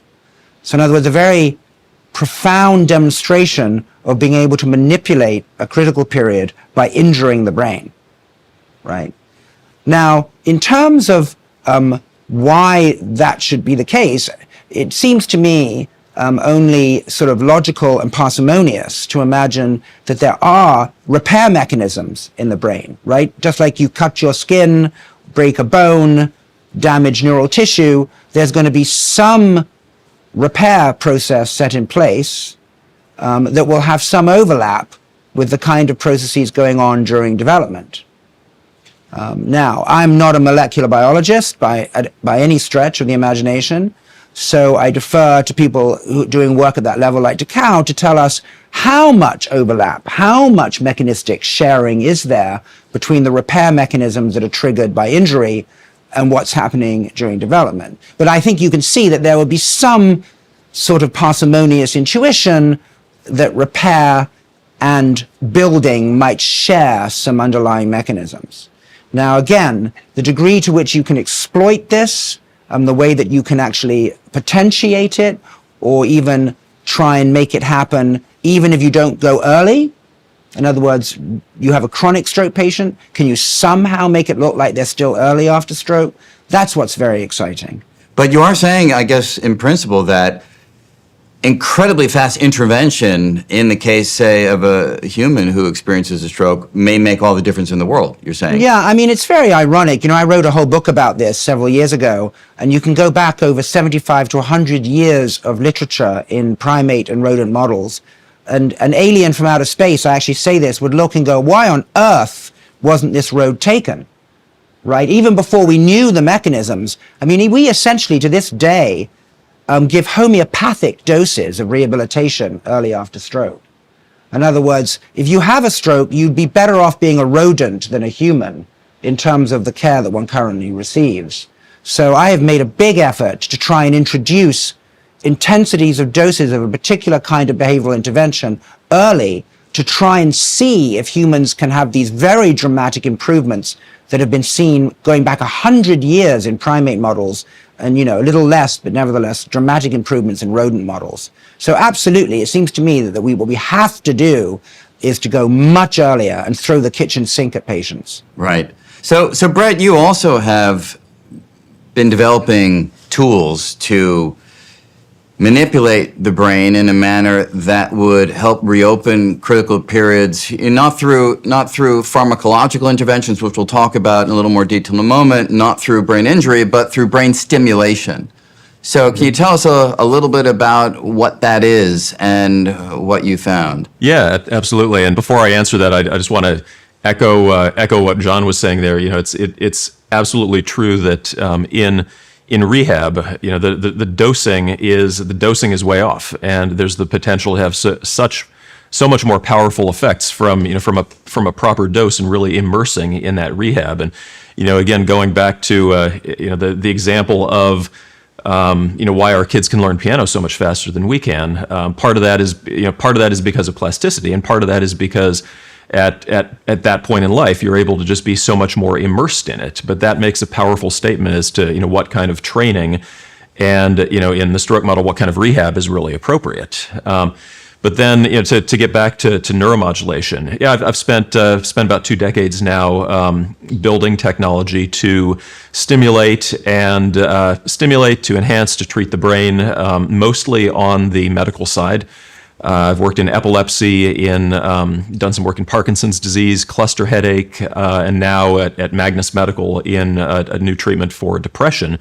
But then on the plasticity and human performance side, at a company called Halo Neuroscience, and the mechanisms behind plasticity are complex, and they're better understood by my colleagues Takao and John here. But because there's this electrical component to brain activity, and an electrical component to creating plasticity, and we think enhancing plasticity, with neurostimulation, electrical neurostimulation, whether it's pulses that are timed or waveforms that are geared to interact with this underlying brain activity.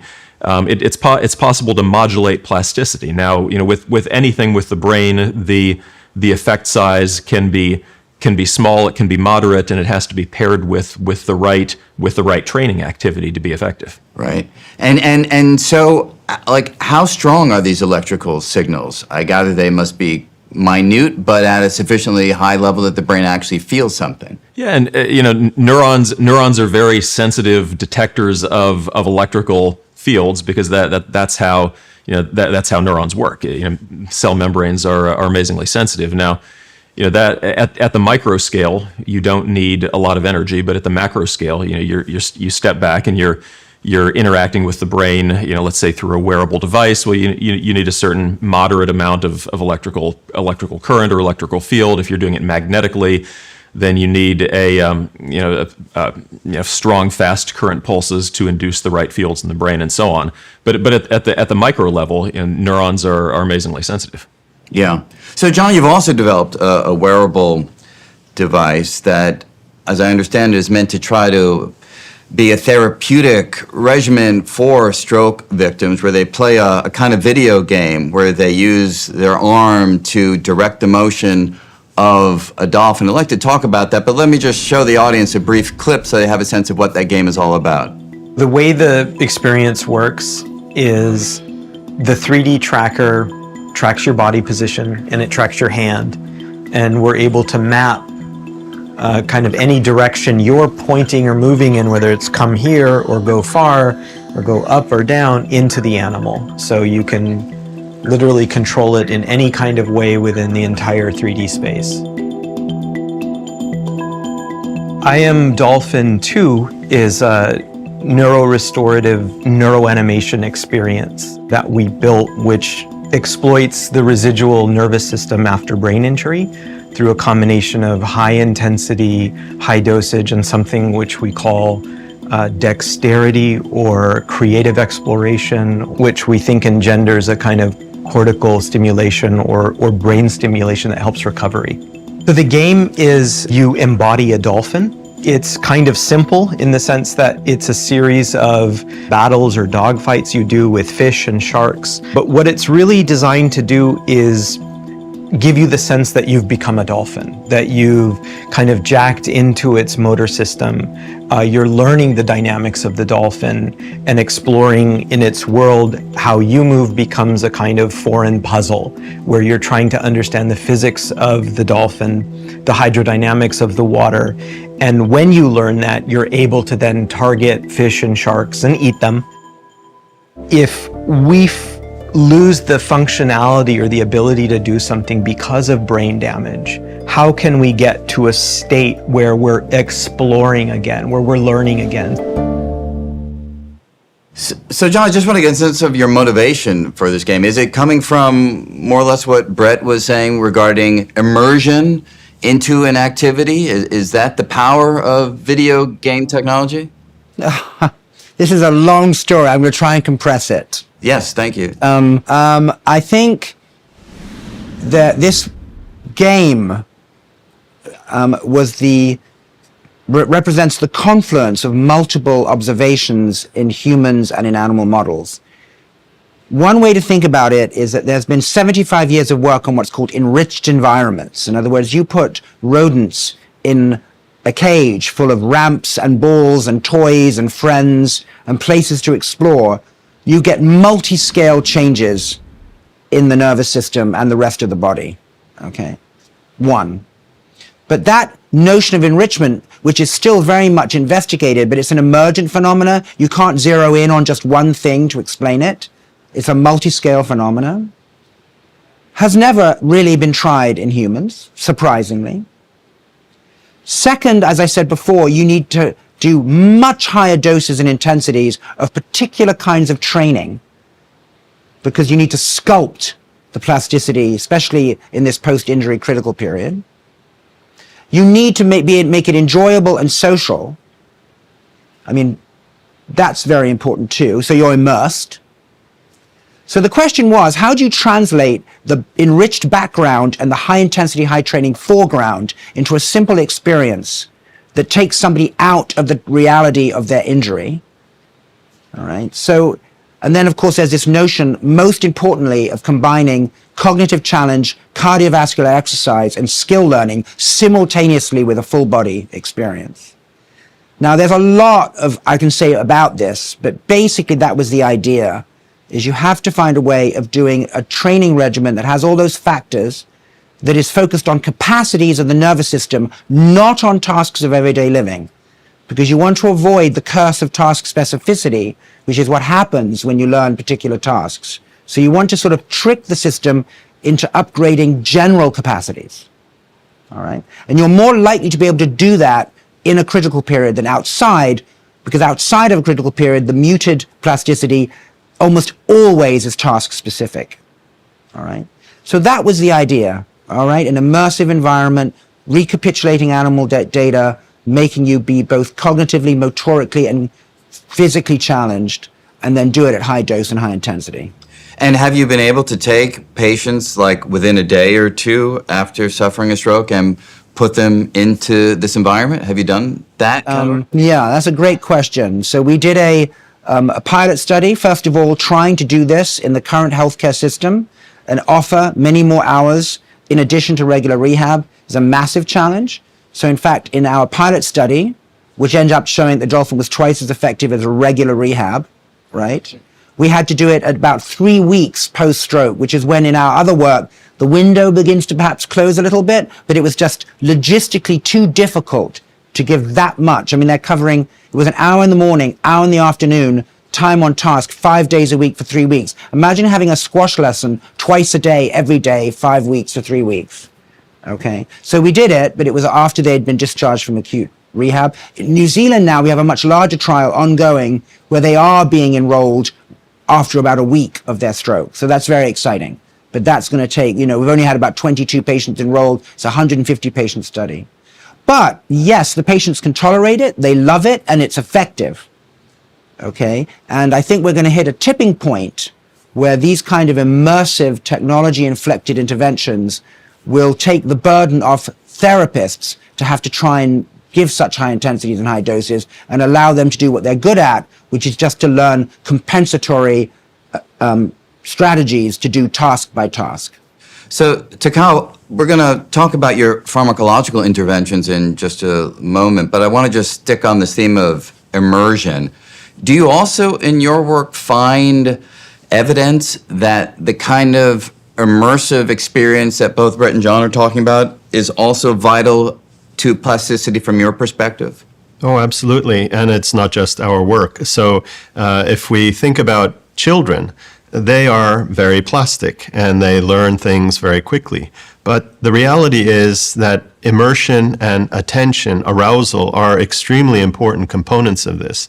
And so in work that was done at the University of Washington in Seattle, for example, infants were brought into the laboratory, American infants who spoke English at home, to interact with a native Chinese speaker. And it was found that those children in their critical period, several months of age, were able to acquire, or more accurately, retain the ability to hear native Chinese speech sounds with a fairly modest amount of exposure, 30 minutes, 3 times a week, 4 or 5 weeks. But what was so brilliant about that study was that they also filmed and audio taped the sessions, and they had 2 other groups of children who were brought in to only hear the audio tape or watch the DVD, essentially receiving exactly the same input that the children who had the live interaction were getting. And neither of those groups were able to discriminate native Chinese speech sounds after the same amount of exposure. And so the manner in which the infants are exposed, that serve and return interaction, which is somehow rewarding to them in the live setting, was instrumental. And so there's an active component of motivation, arousal, and attention that seems to be important even in the most plastic moments during the critical period. So it's no wonder then that John's approach in the adult post-critical period brain requires all this effort. I wonder what implications that might have for things like online education and even doing programs like this in sort of a digital delivery system, but we'll put that to the side for the moment. Fascinating study, the one that you just mentioned, Cal. But Brett, a few years ago, as you mentioned already, you were developing a device called Halo, which, as I understand it, was a stimulation device that the user would wear And in that setting, it wasn't so much therapeutic, right? I gather it was to try to enhance the performance of, was it athletes? I think that was one of the applications. What did you find there? And are there concrete results that you can point to showing the efficacy of stimulating the brain when trying to learn to do something? Yeah. So that device was called Halo Sport, and it was a brain stimulator for athletes and musicians, but really anybody who was engaged in training to have better movement, and that goes beyond just athletes and musicians, certainly. But the underlying technology was transcranial electrical stimulation, so specifically a type called transcranial direct current stimulation. And that puts a small electrical current on the surface of the head, and enough of that makes its way through the scalp and through the skull that it changes in a uniform way. It changes the electrical fields around the neurons, and there's still some learning yet to be done around what exactly the mechanisms are. But part of plasticity is this saying that when neurons fire together, they wire together. Now, if you dive in a little bit more specific way, there's certain timings of one neuron firing and causing an output in the postsynaptic neuron. And when you shift that timing around to some extent, then you can modestly increase plasticity, and that's a lot of the underlying mechanism. Now, there were great results, not just from us at Halo, but from some colleagues in academia doing similar things. One of the best studies in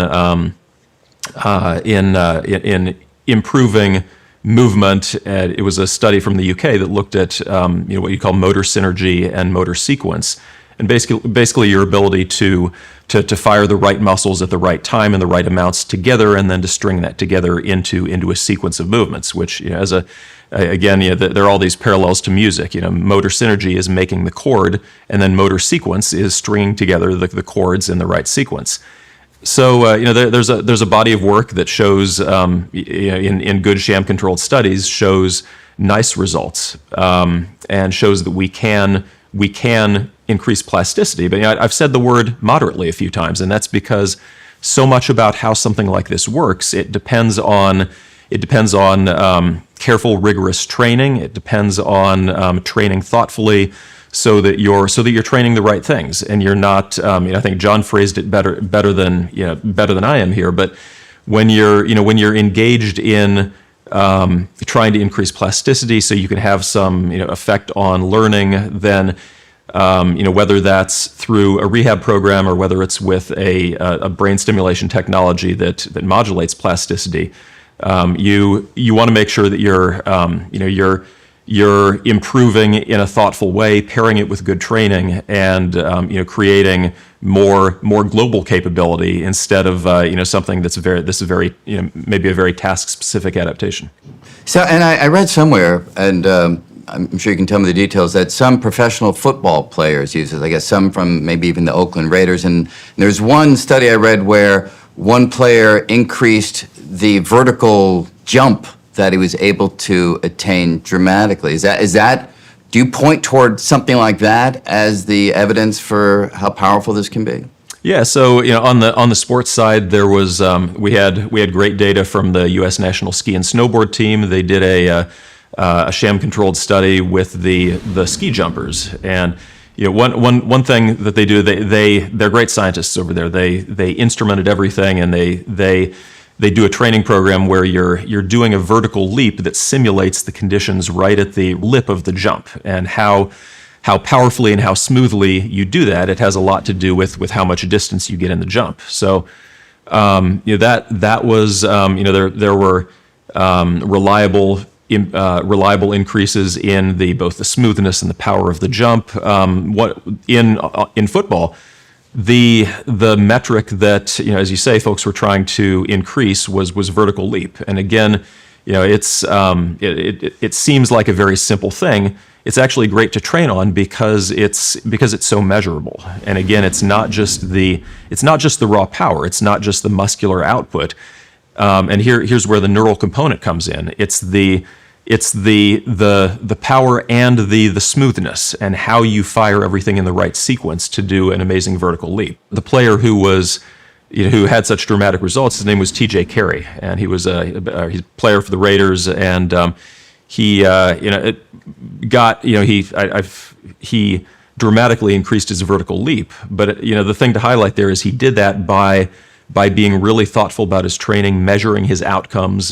He was very immersive about it, and all of these things, whether it's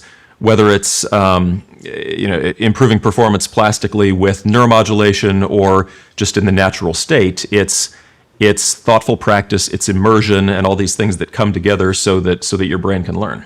And so from the outside, and pardon me if this sounds critical, I'm just wondering, it sounds like a very coarse approach to manipulating the brain, to just have some vague electrical stimulation that's on the surface of the head. Is it as coarse as it sounds? Are we at sort of such an early stage? Will at some point we direct that stimulation in a more precise manner, or is it just enough to have some overarching vague stimulation and that's all that the brain needs to respond in the ways that one would want? Yeah, so we're certainly there's a lot more to understand, and the in particular about how do we better target any kind of brain intervention. But the key here is that the focality doesn't come from carefully placed transducers or electrodes or whatever. The focality comes from the interaction between the broader effect and the exact training you're doing. So you're inducing an effect in a portion of cortex where you're making it moderately more plastic, and and then you're pairing it with focused training that's exercising exactly the neurons and the synapses and the networks that are causing your effect and that are key to what you're doing. Yeah. So Takao, just following on this theme of plasticity and learning, I mean, how well do we understand the molecular processes that you made reference to earlier when it comes to the brain's ability to, say, learn new languages or learn how to play an instrument, right? And how can we apply that molecular understanding to sharpen the capacity to reopen critical periods? Right. So, of course, those examples which you listed are very complex behaviors, which, as I said earlier, are probably the endpoints of a series of plastic events. And so a lot of the work has been done in the very first or earliest types of critical periods, such as the ability to see through two eyes, and understand why a lazy eye early in life might lead to the permanent loss of depth perception, for example. And these models can be studied in animals where it's possible to investigate the cellular mechanisms involved.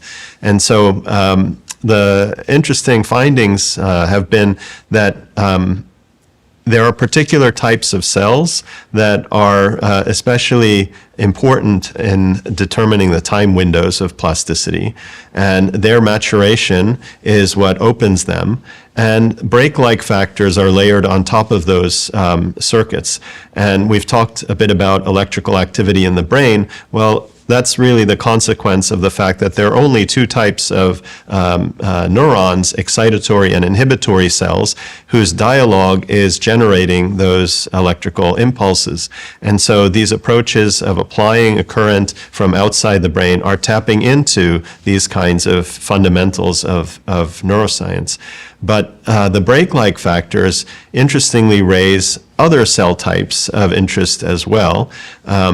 I'll just go back, if it's okay, to the issue of neuromodulation. In the brain, that translates to chemicals like dopamine, acetylcholine, norepinephrine. And this is a kind of third player that's layered on top of excitation and inhibition, and it adjusts the gain or the communication between such cells. And interestingly, video games are almost perfectly optimized to engage these neuromodulatory systems. They're eminently rewarding and they grab your attention, and players are fully immersed. That's what we mean by immersion as far as the brain is concerned. And so, interestingly, we've discovered that there are brake-like factors on the receptors for, say, acetylcholine, which dampen the response of neurons to these chemicals. And so if you remove this brake, then in fact the adult brain remains as attentive as in the juvenile or immature stage. And so that was done through genetic tricks in mice, but it led to a fairly obvious experiment that if you, in fact, can boost acetylcholine, have it linger longer, for example, in the brain, then perhaps you could override that brake. And there are drugs that do that, such as acetylcholinesterase inhibitors, drugs that prevent the breakdown of acetylcholine. And this, in fact, improves plasticity in the paradigm of a lazy eye, for example, something which we've taken from the mouse to clinical trial at Boston Children's Hospital to try and treat patients who are older than the age of 10 to recover binocular vision. And so these are patients, if I understand, for whom, for whatever reason, one eye was not functioning properly during a critical period for the brain to understand signals that the eye is presenting to it. And because of that, that eye, even when it's functioning properly subsequently, doesn't yield the inner experience that we're used to from functioning vision. And you're saying that that is something that you've been able to reverse through opening up a critical period later on? Right. So the strategy was to extend this window of plasticity into older individuals. Previous dogma would have said that it's once and done in childhood, and this would be impossible. But the discovery that there are active brake-like factors to prevent the engagement of plasticity allowed us to do this experiment, first in mice, and then attempt a therapeutic approach in humans. And have you gone beyond lazy eye syndrome? Are there instances where both eyes weren't functioning for whatever reason during a critical period, and then they were able to function later on? Can you open that critical period and restore the capacity for normal vision? If you've lost vision entirely early in life, that's a much more severe situation where damage has happened to the nervous system and would require more effort to try and restore. But ultimately, a plastic window will be called for to get to that point. And so John, when it comes to video games, which perhaps to someone watching this program, they might be surprised at the number of times we've made reference to them. I mean, as most parents, when my kids play video games, I have an intuitive reaction that they're wasting their time and they should be doing something else.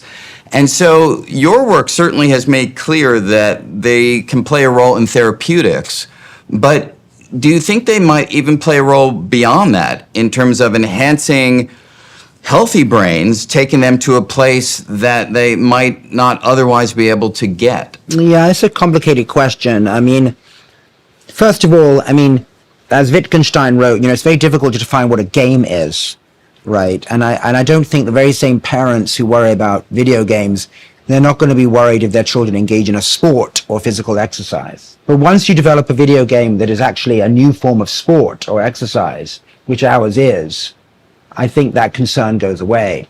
I think a addictive app on a phone is a very different thing from an immersive new kind of sport.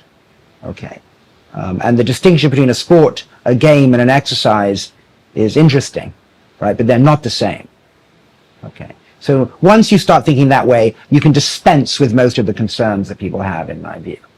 Now, in terms of healthy, I mean, we've completed a pilot study of the MindPod dolphin in an assisted living facility outside Baltimore for healthy aging, because we know that being engaged cognitively and physically is good to maintain health after the age of 65, if not before, obviously. So there, yes, and we have signal. It leads to both physical and cognitive benefits. It's pilot data, but I'm sure that knowing that the WHO have reported that up to half of everyone over 65 worldwide does no physical or cognitively challenged activity of any kind, right? So there's an epidemic of just being unchallenged physically and cognitively at a certain point. So to that degree, I think that there should be an immersive experience on every high street. Now, how one starts to talk about the younger generation and how to develop these experiences to sort of enhance going to school, enhance going onto the football field, that's an open question, but I would be very surprised if we don't start to do better with VR, AR, immersive activities across the spectrum of human life, health and in disease. It seems to me obvious. You just want to make sure it's a race to the top and not a race to the bottom. Yeah, well, that actually was my next question. My next question was, look, and we're going to talk to Cal in just a moment about the pharmacological approaches to opening critical periods, but we've made reference to drugs playing a role and electrical stimulation, magnetic stimulation playing a role. If opening critical periods and immersive experience is such a powerful combination, it would seem that virtual reality is the real place where you'd have the greatest coming together of those forces. So have you tried that? Have you had a virtual reality immersive experience as opposed to just the flat video game? Yeah, I mean, first of all, yes, we've absolutely played with the virtual reality version. I have mixed feelings about what's more immersive. In fact, large screens, some people have looked at this, are just as immersive as VR. VR can lead to cyber sickness. It's, in medical environments, having those goggles on can be problematic. People don't like having them on for hours and hours, which is the doses that we gave in our trials. When you have the screen, you can also have someone coaching you. You can have family members watching. So in other words, you're trading off on other things. There is a slight infatuation with VR. I think it is going to have its moment. I'm actually more interested in AR, where you can actually layer things on top of reality, so you can get the best of both worlds. In the end, I'm agnostic to the empirical data, what the best form of immersion is. But you're absolutely right. I think the key point you made is this combination of non-invasive stimulation, pharmacology, and immersive training experiences is really going to be very multiplicative. And I think that it is the future, both in health and disease, and it's very exciting. And of course, VR will begin to have the killer app once we get these ingredients right. Yeah, and just to jump in there for a second, and you kind of echo, John, what you're saying. There is a lot of excitement around VR, and it's a cool technology. I think real reality is still more immersive than virtual reality. The fact that you can watch a movie on your phone with a 4-inch wide screen, and you can get emotionally engaged and cry at the ending. You can get emotionally engaged with the characters in a video game that you're playing on a monitor. The fact that can happen, it means that our brains are so powerfully good at having that kind of immersive response to any kind of content, if it's the right content, and that's the key challenge is having that content, having immersive, engaging, emotionally, physically, cognitively engaging content. That's a challenge in any medium, and it's one of the core challenges of VR is it's great in theory, but it all has to be based in the content and also the experience fitting into somebody's life and carving out the time to use the technology and having being able to put together that whole picture. Yeah, I'd just like to add one. Yeah, please. I'm sorry. Yeah, no, go ahead, I just John. want to add one thing that's really important here, which is there are two ways to think about these immersive environments. One is by recruiting these neuromodulatory systems and attention and emotion. They're actually having a direct gain effect on plasticity mechanisms themselves. In other words, that's one way that these environments seem to be working. They are actually jacking in to the gain on the plasticity mechanisms, like Takao mentioned, right? The other thing these immersive environments are doing is they're just making it more fun to keep time on task and to practice longer, right? Now, it just turns out that to get good at anything, you have to practice a lot. And the vast majority of people on Earth never practice anything very much, right? Now, that's okay. That's why we admire athletes and musicians, people who've just spent all that time at sacrifice of everything else to actually become expert at something, okay?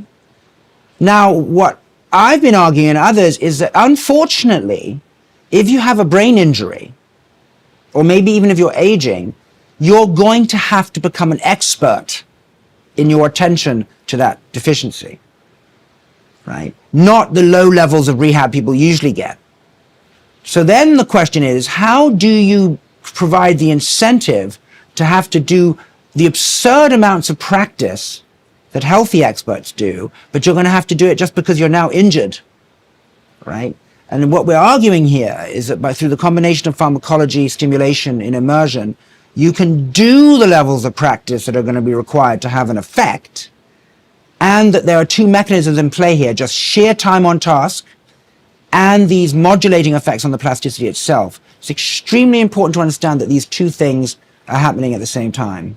Absolutely. So, Cal, let's now turn to that interplay between time on task, as John describes it, and the requirement of putting in the effort to gain the expertise, and the relationship to that to pharmacological interventions. And just to get us going, some in the audience may recall the film Limitless, right? A film in which, if you recall, Bradley Cooper and other characters, they take a pill, right? A single pill that suddenly allows them to use, 100% of their minds, making them like super smart.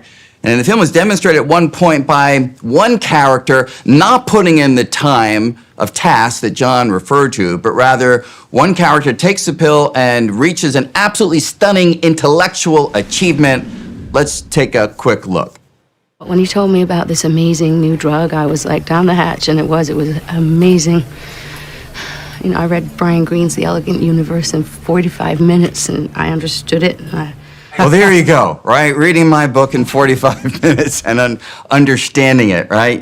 My mom put in 45 minutes, got to the acknowledgments, and that is as far as she wanted to go. But the serious question, of course, is, to Kyle, what are we able to do with drugs, with pills, in terms of reopening these critical periods, making the brain more plastic? Yes, so the approaches that have been working so far are, I would say, opening a permissive gate for learning, but you still have to put in the work. And so we have done a very interesting study with colleagues at the University of British Columbia, where, inspired by animal research, where we lifted the brakes on epigenetic controls. So I can explain that a bit more. The idea is that critical periods might eventually wind down because gene programs are closed and no longer available for plasticity. So one strategy was to open them again with a pharmacological tool. And there are such drugs which are actually used clinically for mood disorders. And if we give such drugs to adult rodents, for example, we can rescue their lazy eye condition, for example. So because the drug is clinically safe and well tested, we were able to design a study of just 2 weeks of exposure to the drug or a placebo unbeknownst to the subjects. And during that time, we had them go online and try a variety of critical period type tasks, such as discriminating native from non-native speech sounds, or identifying individual monkey faces, which babies and children can do well because they care, but as adults we don't care as much, and they're all lumped into one category. Another was absolute pitch, the ability to detect the pitch of a note without a reference tone. these are skills that if you don't acquire them before the age of 7, you would lose. And so some languages like Chinese, relying on tones, retain a high level of absolute pitch capability, or musicians certainly who've been training since childhood. But the average adult who hasn't had that experience cannot acquire absolute pitch after those ages. And so with just 2 weeks of exposure, thankfully perhaps, we discovered that the adult brain is very tough to change. And even if they were on this epigenetic drug, not much was altered, except we found absolute pitch performance improved.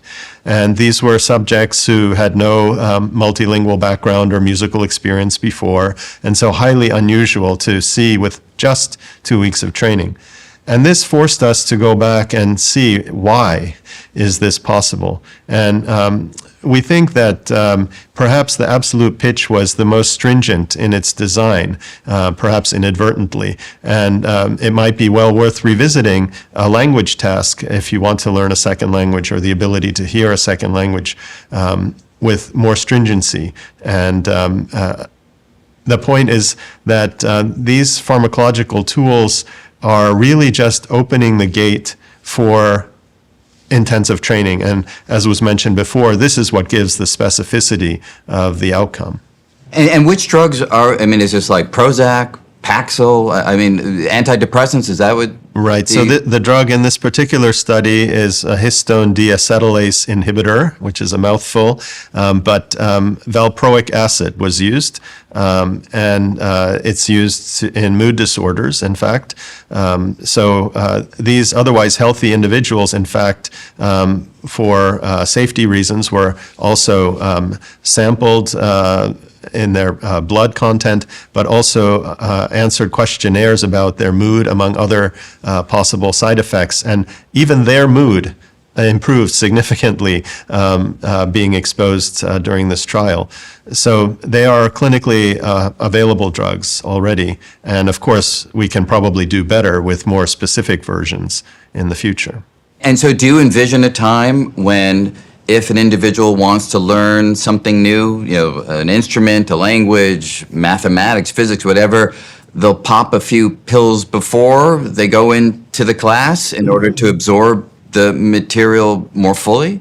Well, certainly this possibility is out there, and I'm sure many college campuses are already dealing with this kind of situation. There is most recently in this category of thinking the use of psychoactive drugs as a way to reopen critical periods. There was a very nice study from Hopkins, in fact, that published evidence of a social critical period in rodents, and that this window could be reopened by the drug MDMA or ecstasy. And so this is not to advocate rampant drug use, but it's to show a proof of principle that with a very well-measured, hypothesis-driven approach, we might be able to tap the neuromodulatory systems that are dampened with age through this enhancement. But that alone is not going to produce plastic change. It requires the training to go with it. Absolutely. So Brett, sticking with this theme of mood disorders and their relationship to brain plasticity, I know some of the more recent work, I guess you may be doing this right now, you made reference to it. You've been working with a company to take your transcranial direct stimulation as a therapeutic tool, I gather, for depression. Can you tell us what's that about, how you're going about it, and what you found so far? Yeah, so there's a company called, so just to be clear, there's a company called Flow Neuroscience, which is carrying forward Halo's technology, which is transcranial direct current stimulation. And they're working on using that in psychiatric disease like depression.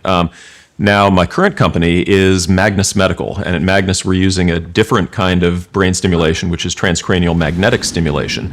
It's an electromagnetic coil. It looks kind of like a figure eight. That's the physical layer, so to speak.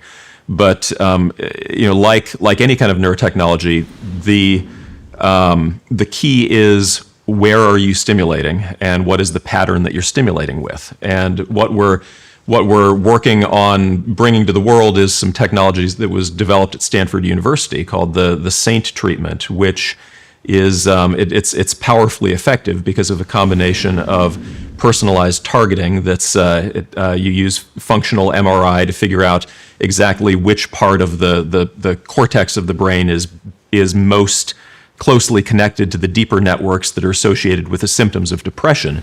And then you stimulate that with a series of pulses and session timing and whatnot that powerfully leverages the underlying neuroscience. And in the data to date, including a good randomized controlled trial, it's 80 to 90% remission after 5 days of treatment in folks with really very medication-resistant depression. And does that last? Is that have they followed that over a sufficiently long period of time? Yeah, so there's good data out to the 6-month point, and for many, depression is episodic. So for many people, that pushes them out of episode, and they're well. Either in the long term or until the next episode. There's a population that relapses faster, and we're gathering data in that. But that also gets to a theme here where any kind of neurotechnology or intervention that's helping people be more plastic or learn better or treat a disease, there's this sometimes challenging question: how do we make sure that this is relevant and it works in the long term? That said, I think that there's a lot of room for optimism, because when we learn something and when our brain changes, especially if that's an adaptive as opposed to a maladaptive thing, we're fairly good at, we learn something and it sticks around. And in a lot of fields of neuromodulation for medical purposes, whether it's epilepsy, whether it's stimulation for movement disorders like dystonia, and I think other fields going forward, the stimulation actually gets better over time. If you use an implantable brain stimulator for epilepsy, you're getting way better results a couple of years down the road than you are when it's first implanted even. And part of that is, the physician gets better at personalizing the technology and setting it up for that individual. But another part of it is the brain learns, and it learns new patterns of activity if you're if you're using some kind of intervention like that. And so this SAINT treatment, this is different from the currently FDA-approved magnetic stimulation. This is a different protocol or a different dosage? How is it different from what's been out there already? Yeah, so it's a different treatment pattern and technology. You could compare it to there's with any kind of technology, there's the physical layer, and that's the bits and bytes that are passing between us right now, and then there's the content, and that's the words we're saying and the thoughts we're exchanging. So that's the core difference is the personalized, targeted treatment technology. Now that efficacy sounds incredibly good, right? Did you anticipate that level of success? Is that a shocking level? So to me, I'm the latecomer in the project. I'm now the co-founder and CEO, but this was created by a team at Stanford University, and they dug into what we know about the brain and about depression and about the networks that are involved, and stepped back and tried to engineer every part of that treatment to make it more effective. So those things certainly made sense to them, and I think they were really gratified and surprised, as we are all in this field, because the brain is complicated. That the effect size was so great. Now, for myself as a lifelong neurotechnologist, it's the most profound effect size that I've seen in 2 decades of trying to interact with brains. Yeah, amazing. So I want to spend the rest of the time that we have turning toward the future, and I just a couple topics I'd like to spend a little time talking about. So, John, many in the public have heard about some of these devices. Certainly, many have heard of Elon Musk talking about whatever it's called, Neuralink and things of this sort. how does one distinguish between the hype and the reality? How does one ensure, as a consumer in the general public, that you are not being taken advantage of or perhaps doing something dangerous if one's interested in experimenting with these kinds of brain stimulations? You know, Brett and I have argued over this in the past. You know, I was actually did with my colleagues, you know, one of the more cited TDCS studies of skill learning in healthy subjects, right? And the effect side was quite dramatic back in 2009. Now there we were using the TDCS as a tool to ask a scientific question. At least I was. The goal at that time was not simply to say, look, we can make people learn a skill to a greater degree than sham controls. Right?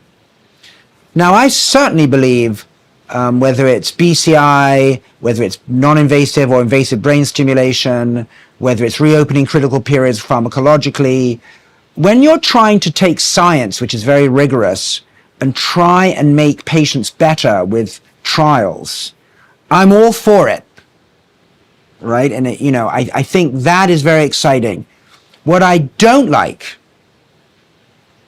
is when premature consumer versions of these technologies are introduced, right? We don't know enough yet whether we should be doing this in healthy athletes or students. And it's very interesting, right? On the one hand, you know, when people are accused of drug doping in sports, they're immediately, with even minute amounts of drug in their system, you know, they're expelled from the games, right? And yet, at the same time, there's a double standard that when you have the Elon Musks and the others, hey, let's get this technology up and running and enhance humans. Right now, so I am extremely worried about a particular, and it's a particular West Coast techno-utopianism that America suffers from, where basically the technological tail wags the biological dog, and the real interest is to try and sell and to try and make money by making people think they're going to be bionic, or they're going to be like the Matrix, or it's going to be like that movie you showed. I think that we have to be super careful and spend a lot more time doing the trials and the science. And yes, when there are diseases which are really refractory to drugs like depression and spinal cord injury now with, with spinal cord stimulation and is doing amazing things for walking. Yes, I'm all for that. But I am just, in general, very concerned about the premature jump to consumerism and also the bad faith of claiming that you're doing this for medicine, but really what you're desperately trying to do is get the consumer version, right? And that is a trend that I am very concerned about. So not to get us into a contentious stance here toward the end, but I'm just wondering, does anything that Brett described here today make you uncomfortable? There are two ways to be uncomfortable. One is I'm somewhat skeptical about anecdotes of jumping athletes and skiers. I think that to be quite honest, big studies have not really been reproduced of late in TDCS, and there's been a lot of skepticism about it. There's the actual effect size and how reproducible it is, and then whether one should be doing this in healthy people at all. So yes, should we, but when he talks about what they're doing in depression, I think that's amazing, right? There, I think if it's done right and it's really in a group of patients that really are paralyzed by their illness, literally and figuratively in the case of depression, yes. But otherwise, I think when it gets to the healthy subjects, there's a bit of a hype cycle. When you get to disease, I think it becomes more rigorous. Brett, I have to give you a moment to respond to that. Yeah, and I think John and I are actually in agreement about a lot of things and a lot of the pitfalls here. And certainly one thing underlying this is it is hard to it's hard to robustly improve anything that a healthy human brain is doing. What's the most complicated, most finely optimized thing that we know of in the entire universe? Well, that's probably the human brain. And when it's operating at peak function, it's hard to have any effect sometimes, and it's certainly hard to have a profound effect. And that's why certainly when you use these technologies to treat disease, there's a network where there is some pathophysiology in that network, and you can identify it, and hopefully you can identify it, or maybe science is on a path toward identifying it. And that gives you a lot of levers that you can then pull when you try to design technologies to address that. Another thing, kind of stepping back to the human performance and consumer applications. One thing that we learned and saw very powerfully at Halo over time, especially, was there's an enormous pull for this kind of technology, and it's very, very hard to communicate to especially to consumers and the world. What exactly, what is this technology? What can it do? What can't it do? What isn't it? And the whole world, in a way, kind of expects it to be more and more powerful and much closer to the Matrix than it actually is. And that was a line that we tried to tread it carefully and be clear about what the technology could and couldn't do. But it was a learning experience as to how powerfully the world wants to interpret any kind of performance neurotechnology as the Matrix, and there's huge pitfalls in that. It puts a lot of responsibility on anybody engaged in the field to try to tread carefully and get it right. So, Takao, maybe you can also just weigh in, just so everyone has a voice here, on potential consumer applications. I mean, are you bullish on that? Or do you think we need to proceed with great caution? Should be right? I mean, what's your take on where this is going? I think caution is very much called for. We need to be careful about this hype, as has been mentioned, especially with drugs, because everyone is hoping for that quick fix, pop a pill, learn something new. And there are reasons why these drugs are regulated from a safety point of view. But I assume we'll talk a bit more about the risks of reopening critical periods in a minute. I just want to say that the study I mentioned on absolute pitch was a good lesson for us. You publish something like that, it goes viral. And to this day, I get emails from musicians or wannabe musicians who want to acquire or want to shake their absolute pitch somehow, when in fact the purpose was a proof of concept that what we've learned from mouse models of brain development does apply to human biology as well. And it's the heartbreaking emails that I get of patients and patient families, people who've had traumatic brain injuries or searching for ways to recover function. That's the audience we are hoping to aid in some way by careful study. And so I too am very, very concerned about a publication or papers that use drugs that are available freely and being misused. And as I just pointed out, even we don't fully understand what the optimal training paradigm is to achieve effects in one domain like pitch versus language. And so there's still some research that definitely needs to happen.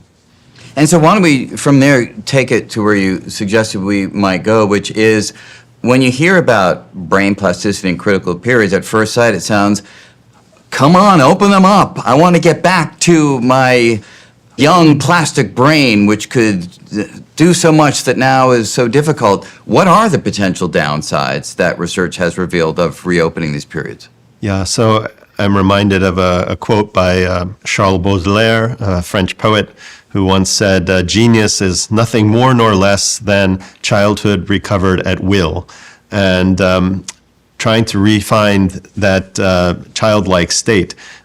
Many artists have talked about this as well. But I think the key in that quote is at will, and the ability to do it in a regulated way. I think there are two answers to your question, what the risks might be. One is at a kind of 30,000-foot philosophical level.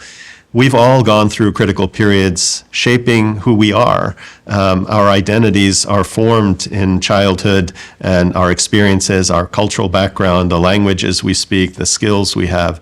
If we were to actually be able to reverse all of that, wouldn't we lose ourself? Everybody hopes to add on to who we are, but there is probably a risk if we could truly reverse a critical period. At a more cellular level, we actually know what the risks are at some level. So another kind of break was identified in the early 2000s, which is an extracellular coating around the inhibitory cells I mentioned earlier. And if you enzymatically remove them, which is a very invasive thing you can only do in an animal model, the critical period reopens. This was intriguing and has, of course, yet to be applied to humans because you would need to do something drastic like inject an enzyme. But what we learned is that these nets are not only closing the critical period, perhaps trapping synapses, freezing them in place so they couldn't be pruned away as in childhood, but they also protect these cells from oxidative damage. And so by removing the nets, you've also made the circuit more vulnerable. And an intriguing inverse correlation is seen in the pathological tissue from Alzheimer's patients. So in those human brain areas that have evolved to be more plastic longer, that allow us to do all the amazing things that animals cannot yet do, those brain regions have less of these net-like structures. And it's entirely consistent with the idea that lacking this break, those brain areas are plastic longer. Well, now that we live longer, we realize that the first areas that degenerate in Alzheimer's disease are those very same areas that have been enjoying plasticity for the longer period of time. And I mentioned we also manipulated a break on the acetylcholine system. Well, those mice that have been made somewhat more human-like are in fact more plastic in multiple tasks throughout life, but they acquire a neurodegenerative phenotype after some time, which is unusual for mice whose cortices, their brains, are closing critical periods more thoroughly. And so I think there is an important message here that critical periods are a moment of heightened plasticity, but they are also windows of vulnerability. And if they continue for too long, then you may, in fact, incur damage. And the extended lifespan of humans may be witness to that. Yeah, that is a sobering thought. That makes so much sense. And yeah, I don't know about you guys, but my young plastic brain did some colossally stupid things. And you know, we're the way the brain works is optimized to, it's optimized to learn from experience at certain points, but then to benefit from the weight of that experience. And that's like many of these things, that's something that that we're kind of living as mid-career scientists now. We wouldn't be able to do what we do without that. The kind of progressive tuning of the plasticity curve that lets us learn and optimize our brains in different ways as life goes on. And I think one of the getting back to more of the themes that we've talked about here, one of the ways to craft things that let us learn faster, it comes back to immersive experiences and the right kind of content that we experience at the right time. And a lot of the time that's more effective than than other kinds of technological interventions or pharmaceuticals or what have you. One final like question. John, go ahead, please. I just want to make take a big step back and I think the real big point here is that behavior, in other words, behavioral interventions modulated by drugs and technology, is what's coming back. In other words, there's always been a magic bullet desire. Please, let's have a pill that makes us a helicopter pilot, or a pill that will cure our Alzheimer's, or a helmet that will make us a great basketball player. There's always this impatience, this kind of, let's make it quick. right? It's very male, right? And I think that what the real excitement, the real wisdom here is to know that you need to put the work in. You actually have to do the behavior and you need to sculpt it and then intelligently modulate on top of that. But as soon as you try and jump the gun and try and just get it all fast, then what Takao so articulated so well, you get in trouble. And so hence why I'm so concerned about giving consumer drugs and consumer devices to people who should just put the work in, right? They should just practice like everybody else rather than trying to be enhanced, right? Let us make the enhancement where we really need it, which is in the medical space. Respect behavior even in the medical space, and then sculpt on top of that behavior intelligently with modulation, pharmacological or technological. But you cannot get it for free. And as soon as you try and do that, you pay the cost. Yeah, the technological intervention, it needs to be, I completely agree, it needs to be layered on top of putting the work in. And there's a great example that, I think John's more of an expert in than I am, but it's just super relevant here. It's what are the effective things that you can do if you've had a stroke that's led to diminished motor function in one arm, hemiparesis, what have you. One of the more effective things you can do is just something called constraint therapy, where you basically you put your good arm in a sling, and it forces you day by day to get more use out of the bad arm. And it's effective, and it's so simple, and it's a good example of a lot of these themes.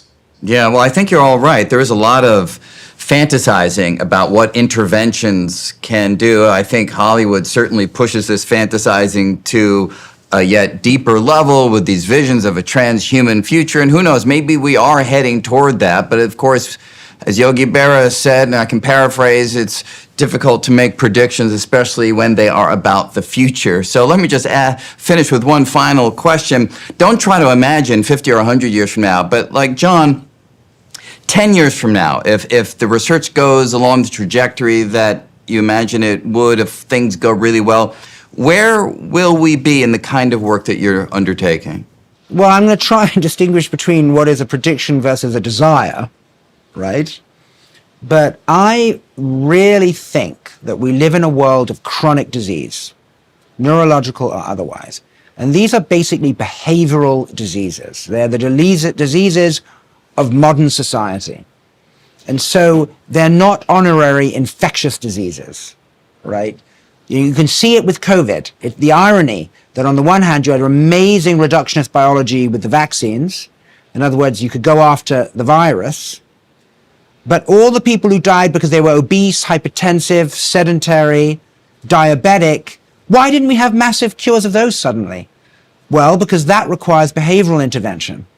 What I would like the future to be is that there will become a point where doctors and other clinicians will prescribe an immersive experience tailored to your particular deficit in the high street. So it will be just as natural to go to that immersive space as it is to go to a restaurant or the hairdresser or the cinema.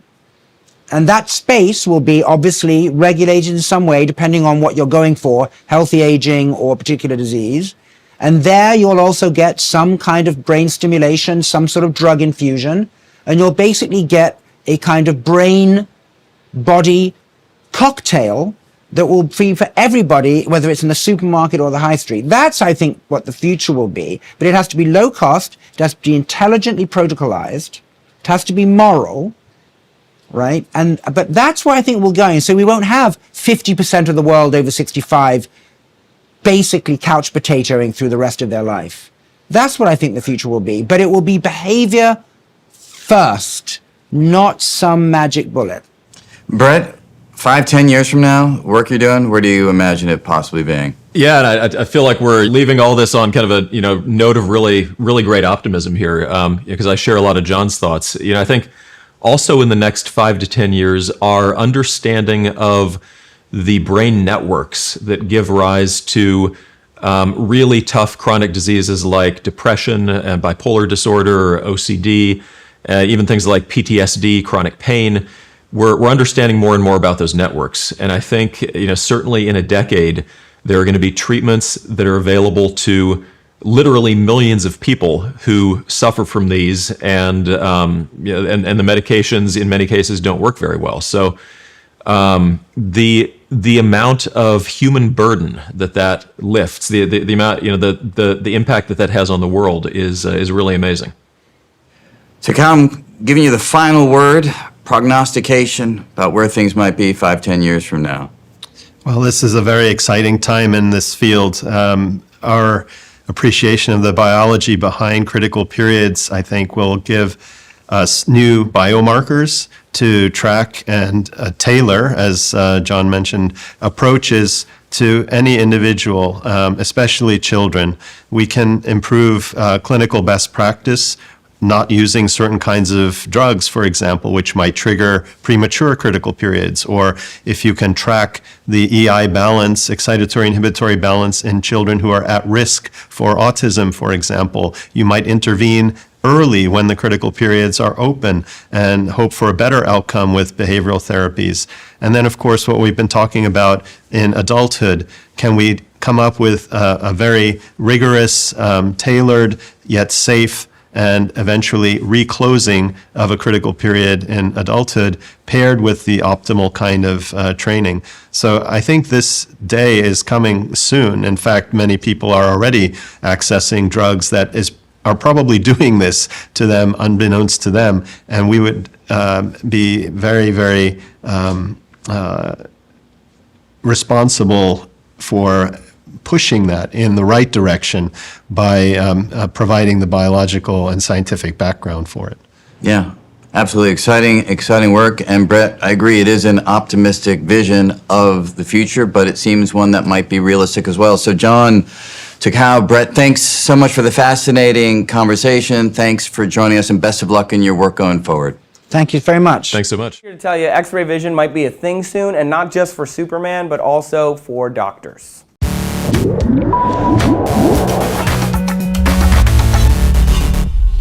How's it going, everybody? Trace here for D News. When we talk about the superpower of X-ray vision, we're talking about, a hypothetical thing made real only by computer animation and the amazing power of the yellow sun on Kryptonians. But what could we do if we really wanted to look inside someone's head? Would you even want to do that? This isn't really X-ray vision, but this is a zebrafish, and it's used for medical research because it's cheap and it's easy to breed and maintain. In its larval form, the fish is pretty much transparent, so sort of like X-ray vision. You can look through the skin and cartilage right into its brain, which looks like this. This is a living, active zebrafish brain, and the little lights you're seeing are the cells inside it activating. It's not computerized trickery. These fish were genetically modified, so when their cells activate, they glow. Using a special microscope, researchers could see the actual groups of cells working. Imagine a doctor who could look at your brain cells and see which ones are firing. Functional MRIs, or fMRIs, can see activity as a whole based on blood flow, but not individual groups of cells. What if I told you we could make this happen in humans now? At the moment, if a doctor wants to see inside of your brain, they use an fMRI to map the spots where things are happening in real time. It's not bad technology, but being able to actually look in there would be better. Currently, they're using those fMRIs to map how people's brains respond to pain. With these scans, we can see how the brain reacts and determine how much pain people are feeling. But what we can't do is see how that pain makes the individual neurons and brain cells fire. Well, this week, a team at Stanford published a paper in the journal Nature explaining a process where you can make the human brain transparent using an ingredient from ordinary shampoo. Sodium lauryl sulfate, or SLS, is a detergent. You might have heard of it. It helps make the foam in your shampoo and your toothpaste. But when applied to human tissues, it strips out the lipids, or fats, oils, and vitamins that make our cells opaque. After the processing, which they cleverly call clarity,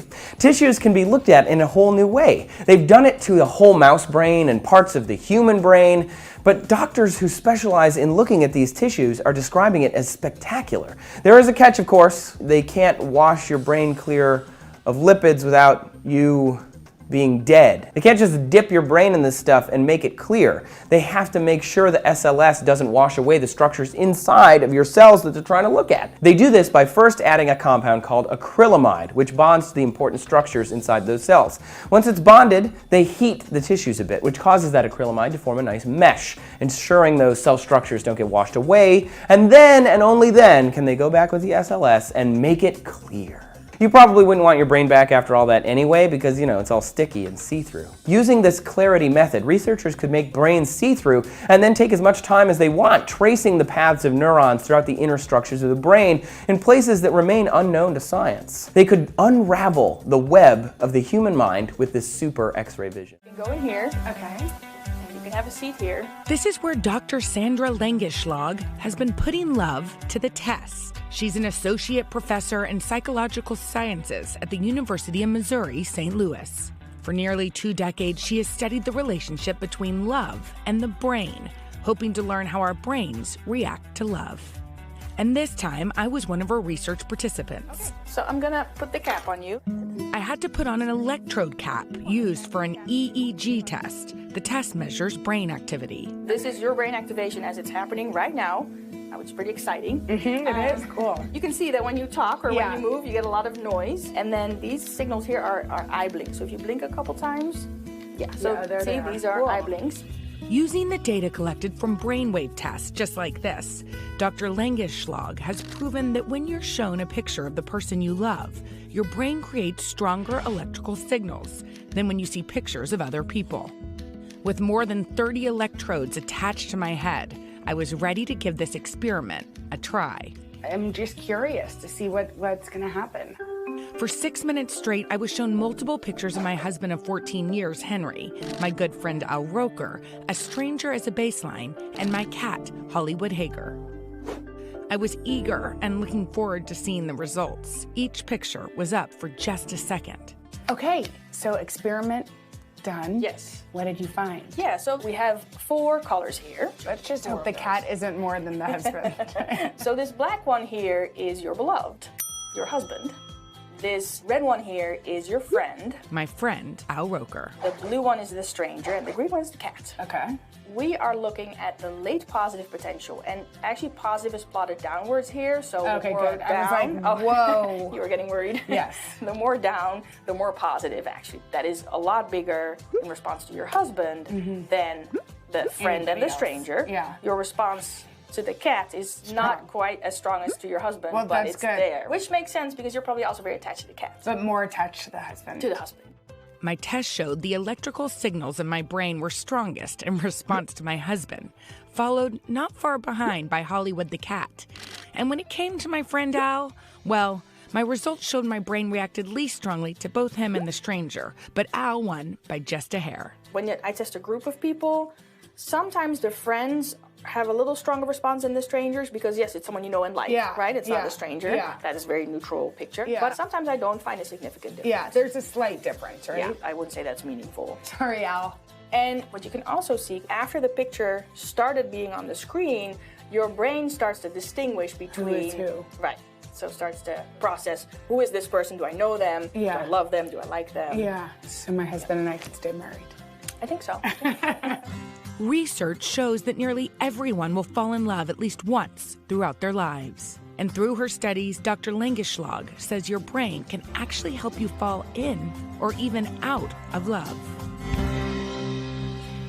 Wow. Okay, so talk to us. One of the biggest questions that Sandra gets is, okay, so am I in love? I didn't do the test to figure that out. I married the husband, you know. Yes. But so you can't tell it by measuring those electrodes, but what she proves is that this positive line is most strong for the person you're in love. But I did do a test, a questionnaire, and she says there's 2 types of love. Infatuation, which of course happens in the early stages. Yes. We all remember them. Yes. Honeymoon 2008. And then there's the attachment, which I'm very strong in the attachment with Henry because we've been together for 20 years. Okay. Wow. And then you didn't do your kids. How come? Because I think the love for them would be very strong. That would be off the chart. But you guys, you can also take this test. Oh, you can. If you want to take this questionnaire, you can go to today.com, which I love because it can show you the true love. Well, we have a little message coming in actually from Henry Hager. So let's roll it. See what he says about this experiment.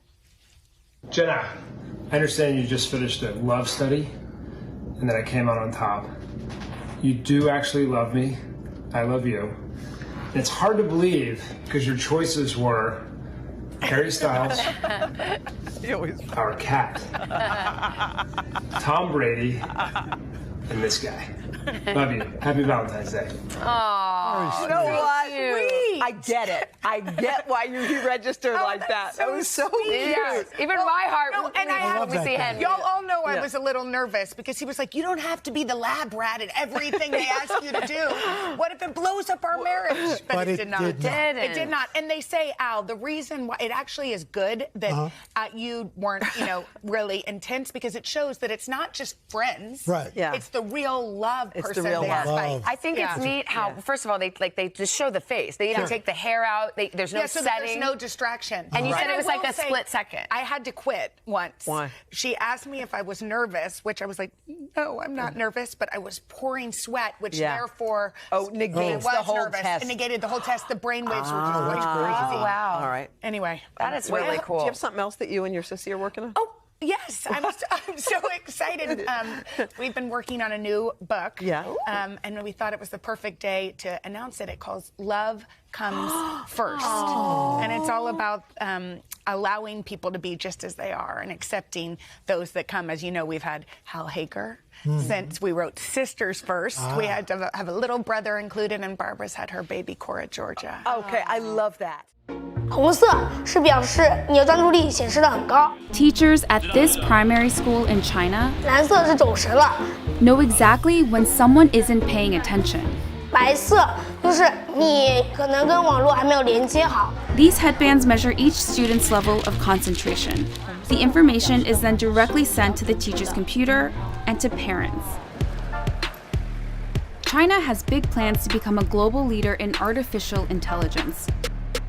It has enabled a cashless economy where people make purchases with their faces. A giant network of surveillance cameras with facial recognition helps police monitor citizens.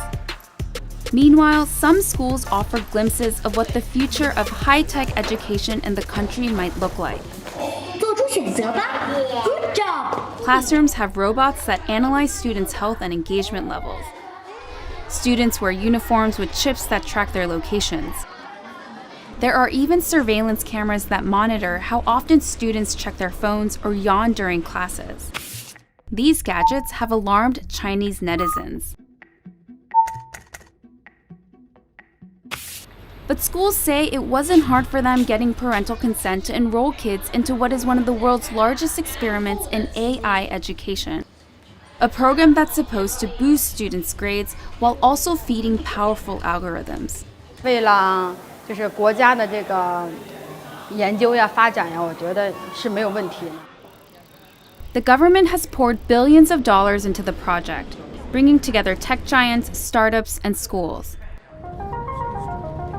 We got exclusive access to a primary school a few hours outside of Shanghai. 同学们早上好 To see firsthand how AI tech is being used in the classroom. For this 5th grade class, the day begins with putting on a brain wave sensing gadget. Students then practice meditating. 现在想象我们眉心有一点柔和的光芒绽放。 The device is made in China and has 3 electrodes, 2 behind the ears and 1 on the forehead. These sensors pick up electrical signals sent by neurons in the brain. The neural data is then sent in real time to the teacher's computer. So while students are solving math problems, a teacher can quickly find out who's paying attention and who's not. 说明这段时间他是有点在那走神的。 A report is then generated that shows how well the class was paying attention. It even details each student's concentration level at 10-minute intervals. It's then sent to a chat group for parents. 就是他可以看到每个人的评分。 The reports are detailed, but whether these devices really work and what they exactly measure isn't as clear. 我们 We were curious if the headbands could actually measure concentration, so one of our reporters tried on the device.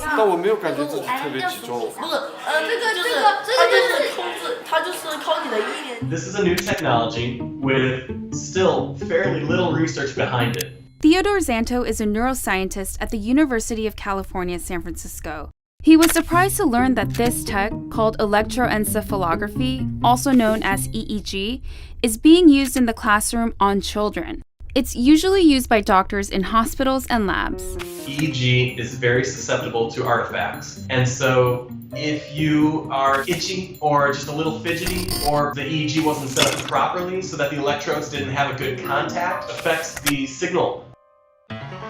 Despite the chances for false readings, teachers told us the headbands have forced students to become more disciplined. 上课回答我的问题，就是他们的声音会比平常更响亮。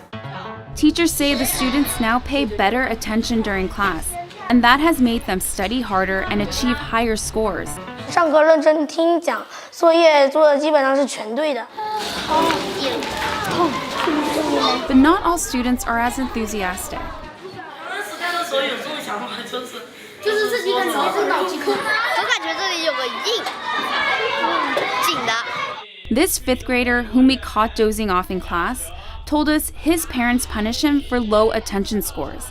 And that kind of data adds a new kind of pressure for students.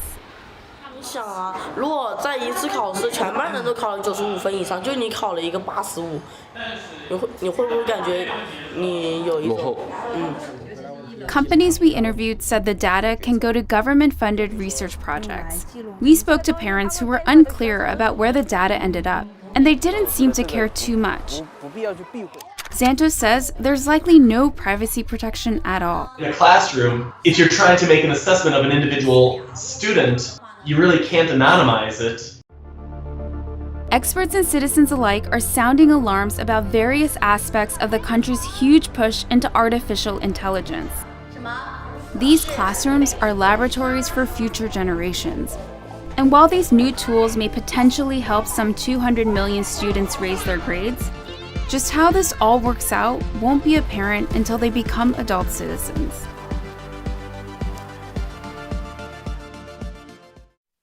Ladies and gentlemen, please welcome DARPA neurotechnologist Justin Sanchez.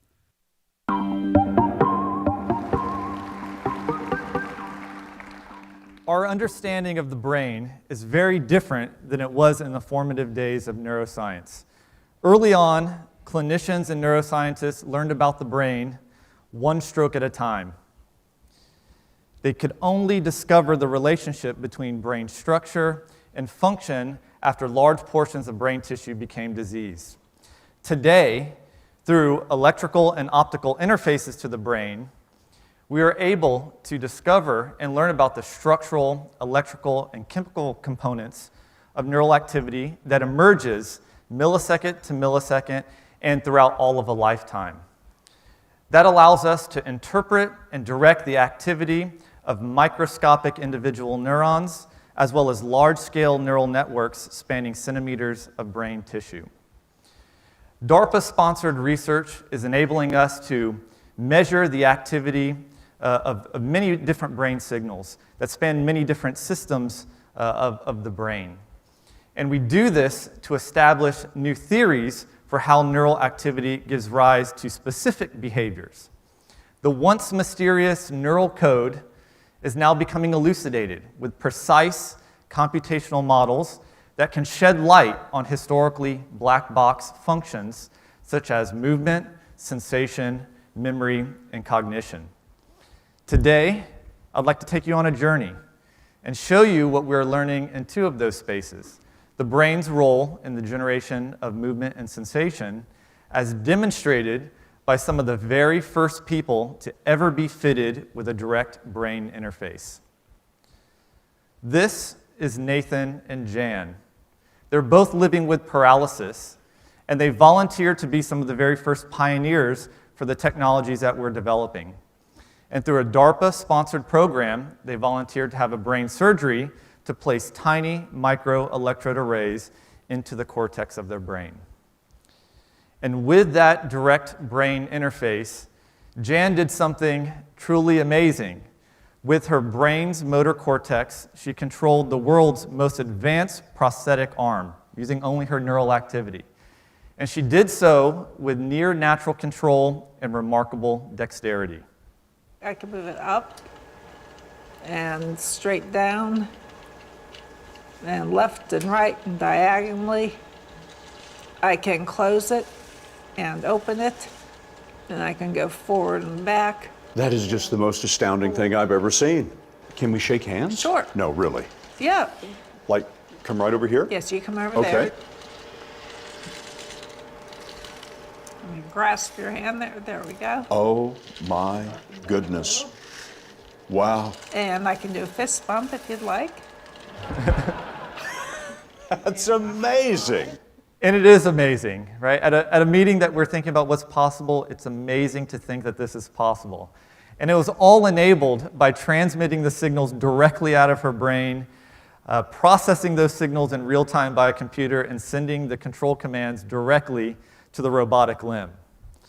So now, once we realized the capability of moving machines with brain activity, we took the next step and we asked the question, can we run the experiment in reverse and do for sensation what we did for the motor system? So using advanced technologies that translate the forces that are applied to the fingertips of the robotic hand into electrical signals that could be used to directly stimulate the sensory neurons in the brain, Nathan was able to sense and feel what the robotic hand was touching using only his brain. Index, pinky, middle, index and middle. I've seen this video 100 times and it still makes the hair on the back of my neck stand up. It's amazing we can do this today.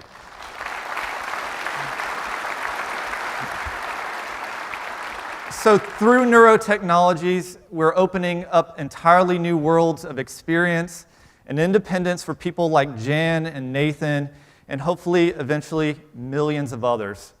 When we think about all of the other functions of the brain, cognition and learning and memory, and the potential that neurotechnologies holds for them, and all of the future work that needs to be done in those spaces to make neurotechnologies a reality, it's so exciting. So there's just one final question really to ask here today. It's how might a direct neural interface affect your life?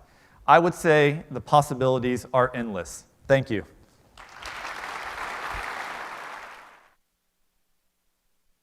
Hello, everybody. I'm Nicholas Thompson. I'm the CEO of The Atlantic, and I will be your moderator today. We are going to have an incredible session. Star of the show is Nita Farahani. She is a futurist and legal ethicist at Duke. And she's so smart and so interesting. You're going to learn a ton. This is how it's going to work. We're going to watch a short video. She's going to come on stage and talk. And then we're going to do a little Q&A, questions from the audience. And that'll be a wrap. And you'll leave enlightened and excited. So first off, a video. It's going to make you see the future and understand a wonderful future where we can use brainwaves to fight crime, be more productive, and find love. Let's roll. You're in the zone. Even you can't believe how productive you've been. Your memo is finished, your inbox is under control, and you're feeling sharper than you have in a decade. Sensing your joy, your playlist shifts to your favorite song, sending chills up your spine as the music begins to play. You glance at the program running in the background on your computer screen and notice a now familiar sight that appears whenever you're overloaded with pleasure. Your theta brainwave activity decreasing in the temporal regions of your brain. You mentally move the cursor to the left and scroll through your brain data over the past few hours. You can see your stress levels rising as the deadline to finish your memo approached, causing a peak in your beta brainwave activity right before an alert popped up, telling you to take a brain break. But what's that unusual change in your brain activity when you're asleep? It started earlier in the month. You send a text message to your doctor with a mental swipe of your cursor. Could you take a quick look at my brain data? Anything to worry about? Your mind starts to wander to the new colleague on your team, whom you know you shouldn't be daydreaming about, given the policy against intra-office romance. But you can't help fantasizing just a little. But then you start to worry that your boss will notice your amorous feelings when she checks your brain activity and shift your attention back to the present. You breathe a sigh of relief when the email she sends you later that day congratulates you on your brain metrics from the past quarter, which have earned you another performance bonus. You head home jamming to the music, with your work-issued brain-sensing earbuds still in. When you arrive at work the next day, a somber cloud has fallen over the office. Along with emails, text messages, and GPS location data, the government has subpoenaed employees' brainwave data from the past year. They have compelling evidence that one of your coworkers has committed massive wire fraud. Now, they're looking for his co-conspirators. You discover they are looking for synchronized brain activity between your coworker and the people he has been working with. While you know you're innocent of any crime, you've been secretly working with him on a new startup venture. Shaking, you remove your earbuds.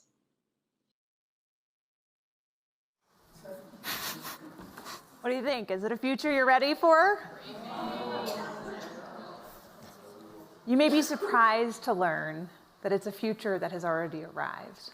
Everything in that video that you just saw is based on technology that is already here today. Artificial intelligence has enabled advances in decoding brain activity in ways that we never before thought possible. You've heard a lot about AI over the past few years. Here at Davos, it's been the talk of the hour. But I want to talk about it in a different way, which is the ability to decode brainwave activity. After all, what you think, what you feel, it's all just data. Data that in large patterns can be decoded using artificial intelligence. Consider this. The average person thinks thousands of thoughts each day. As a thought takes form, like a math calculation, you're happy, you're tired, you're hungry, you're elated. Neurons are firing in your brain, emitting tiny electrical discharges. As a particular thought takes form, hundreds of thousands of neurons fire in characteristic patterns that can be decoded with EEG, or electroencephalography, and AI-powered devices. In fact, what you're seeing here is my brain activity while I'm wearing a simple device like the one on the right. We're not talking about implanted devices of the future. I'm talking about wearable devices that are like Fitbits for your brain. It used to be that there was very little we could tell from EEG activity. But already, using consumer wearable devices, these are headbands, hats that have sensors that can pick up your brainwave activity, earbuds, headphones, tiny tattoos that you can wear behind your ear. We can pick up emotional states like, are you happy or sad or angry? We can pick up and decode faces that you're seeing in your mind. Simple shapes, numbers, your PIN number to your bank account. It's not just your brain activity here that we can pick up. We can also pick up your brain activity in different places, like as your neurons fire from your brain down your arm and send signals to your hand to tell you how to type, move. All of that can be decoded through electromyography, and that's what you're seeing here is a device now in the form of a simple wearable watch that can pick up that activity. And one of the pivotal acquisitions of the field, Meta acquired this company, Control Labs, in 2019, because major tech companies are investing in helping to make these devices universally applicable as the way in which we interact with the rest of our technology. In fact, the coming future, and I mean near-term future, is these devices being the primary way in which we interact with all of the rest of our technology. Rather than a mouse or a keyboard, you can simply swipe with your mind, move your hand more seamlessly when you're in VR or AR, use your brain as the way in which you interact with all of the rest of your technology, which is an exciting and promising future, but also a potentially scary one. a transformative one that will change the way that we interact with other people and even how we understand ourselves. Let's take a look. Because it opens up new and dynamic forms of control. This is where some of our core technologies like EMG come into play. Neural interfaces, when they work right, and we still have a lot of work to go here, feel like magic. So if you send a control to your muscle saying, I want to move my finger, it starts in your brain, it goes down your spine through motor neurons, and this is an electrical signal. So you should be able to grab that electrical signal on the muscle and say, oh, okay, the user wants to move their finger.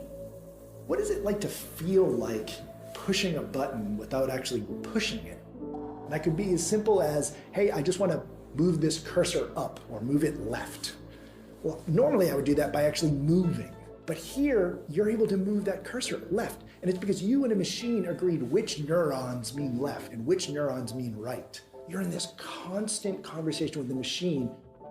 This new form of control, it requires us to build an interface that adapts to you and your environment. It's an exciting future, a seamless future. It's a future that has already arrived in many contexts throughout the world, and especially in workplaces. So it turns out that one of the most compelling early applications of this technology is to be able to decode at least some simple, effective states of individuals that can potentially improve their well-being, potentially improve productivity, but certainly transform what our lives look like in the workplace and in our everyday activities. While we can't literally decode complex thought just yet, there's a lot that we can already decode that's quite relevant for the workplace environment.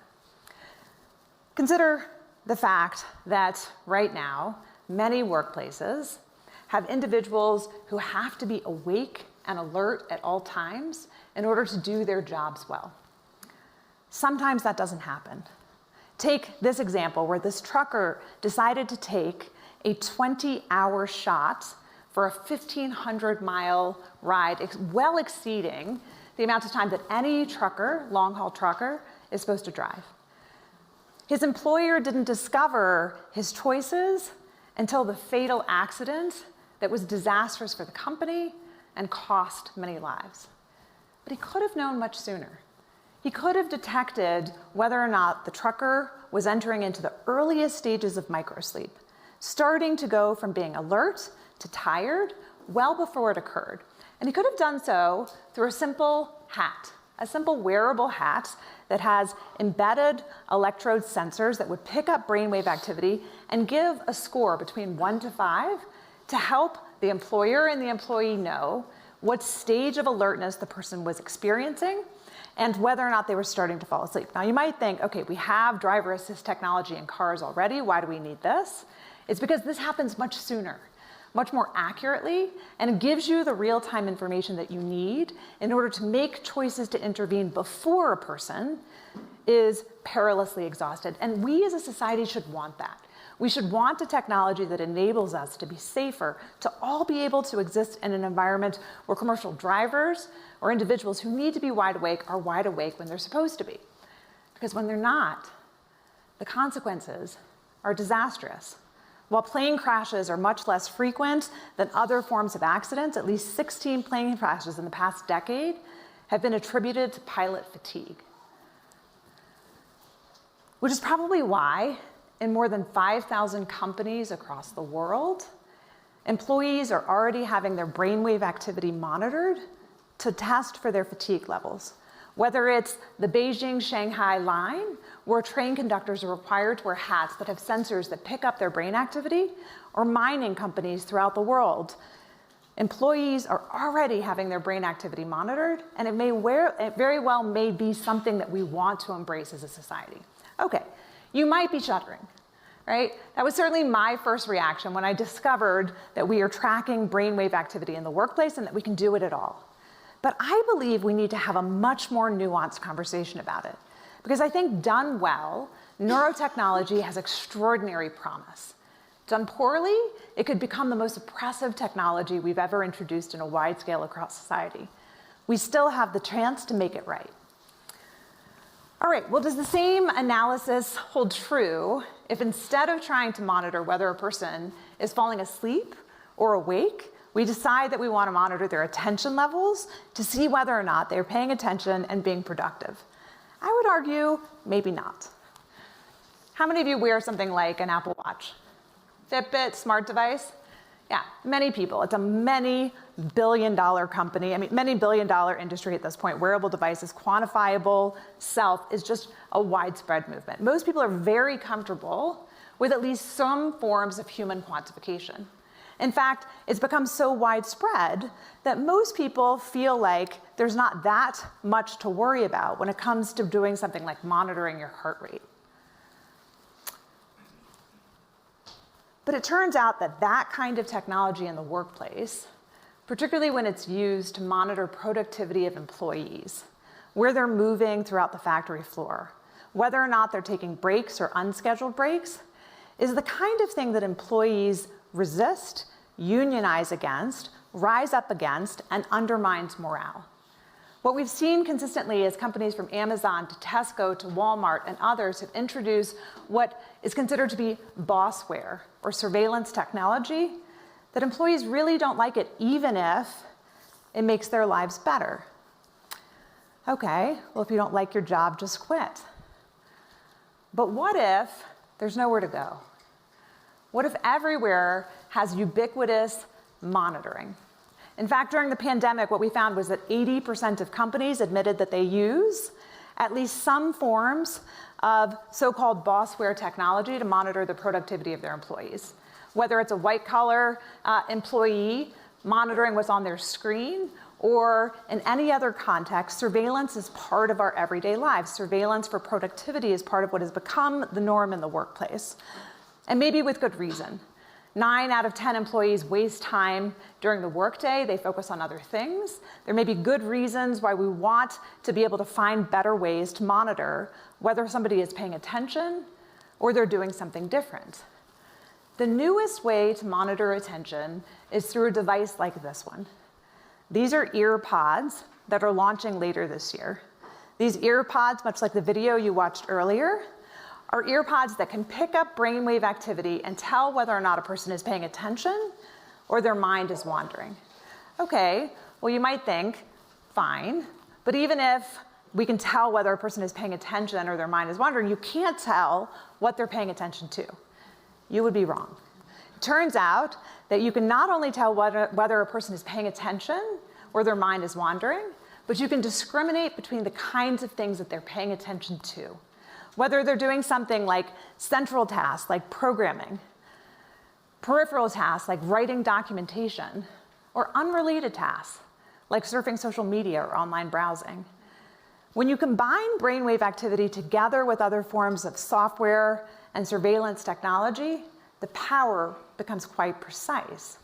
So what do we do with this? What do we do with technology that enables us to monitor brainwave activity for attention? Do we embrace it?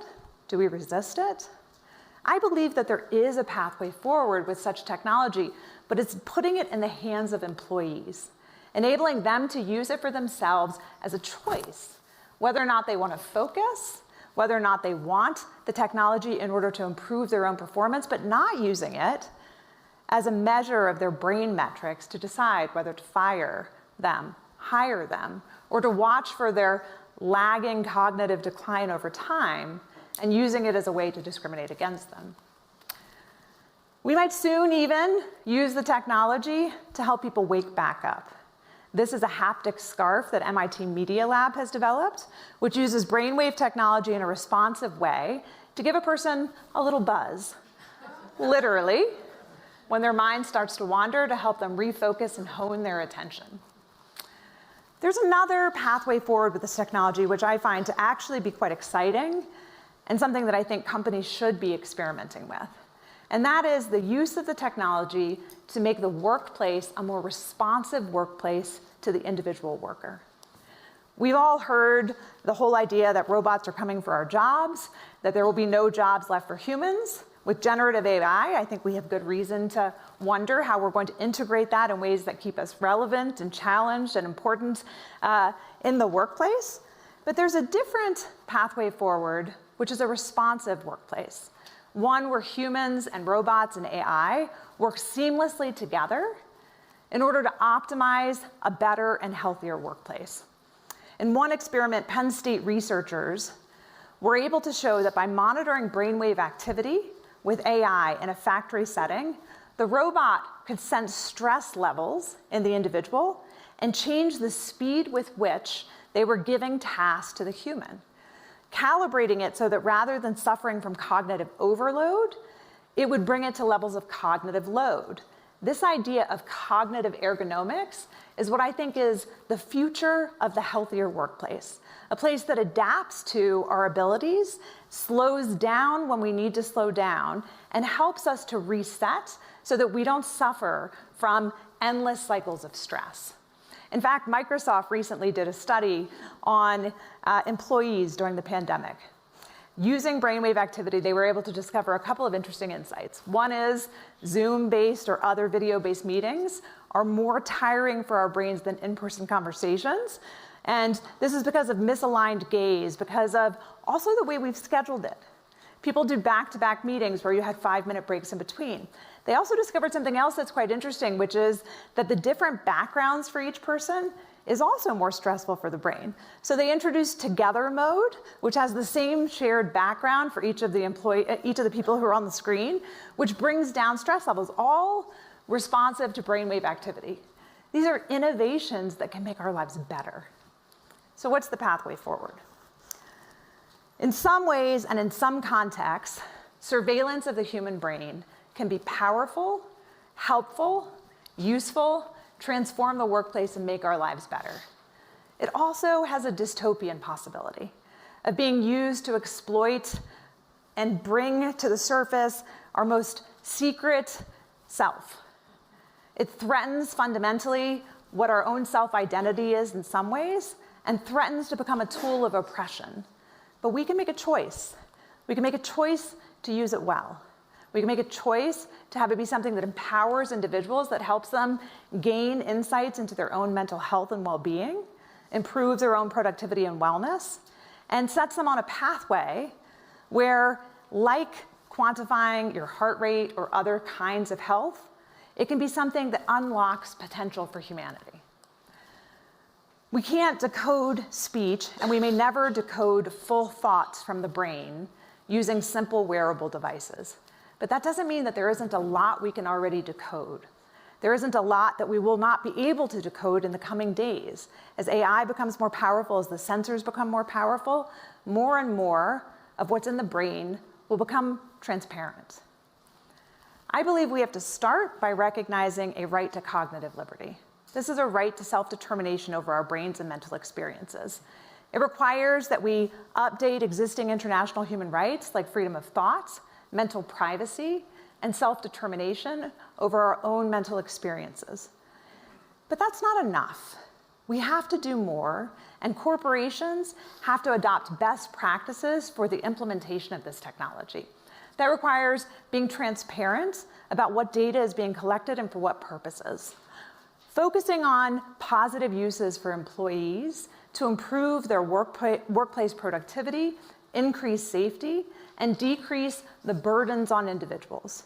We also have to be mindful of the changing landscape of biometric laws as this information becomes part of the workplace environment, and decide to move forward in a way that is best for humanity, using the technologies in ways that enable us on a pathway forward rather than oppress us. I think that's a possibility we can still choose. I hope it's one that you'll join me in choosing. Wow.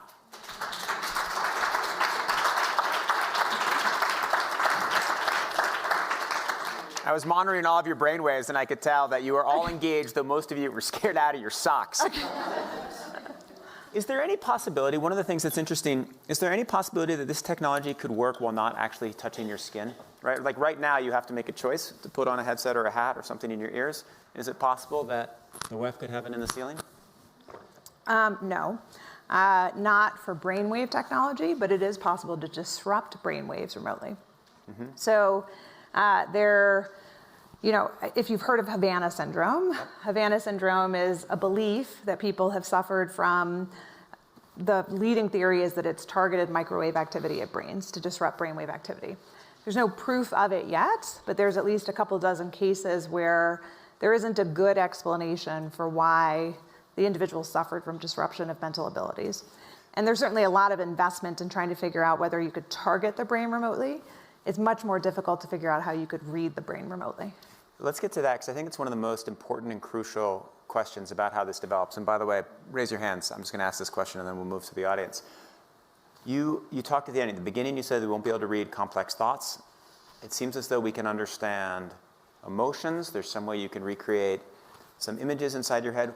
Where does this, explain where we'll be in 1 year, where we'll be in 5 years, and where you would estimate would be in 10 years in the complexity of thought and emotional understanding that you can have from sophisticated brainwave readers?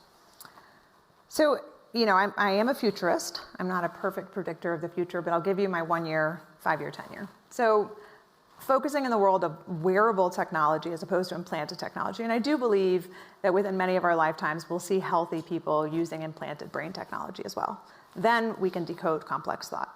But wearable brain technology, I think in 1 year, we will be largely where we are now, but with much better form factor technology. So many companies are launching these earbuds and headphones this year that have sensors that are built in. One of the things that has limited the widespread adoption of the technology until now has been that you have to wear something like across your forehead. Most of us aren't going to do that. But when it's the same device that you're using to take calls from and also to listen to music from that also is picking up brainwave activity, it's integrated into your everyday life.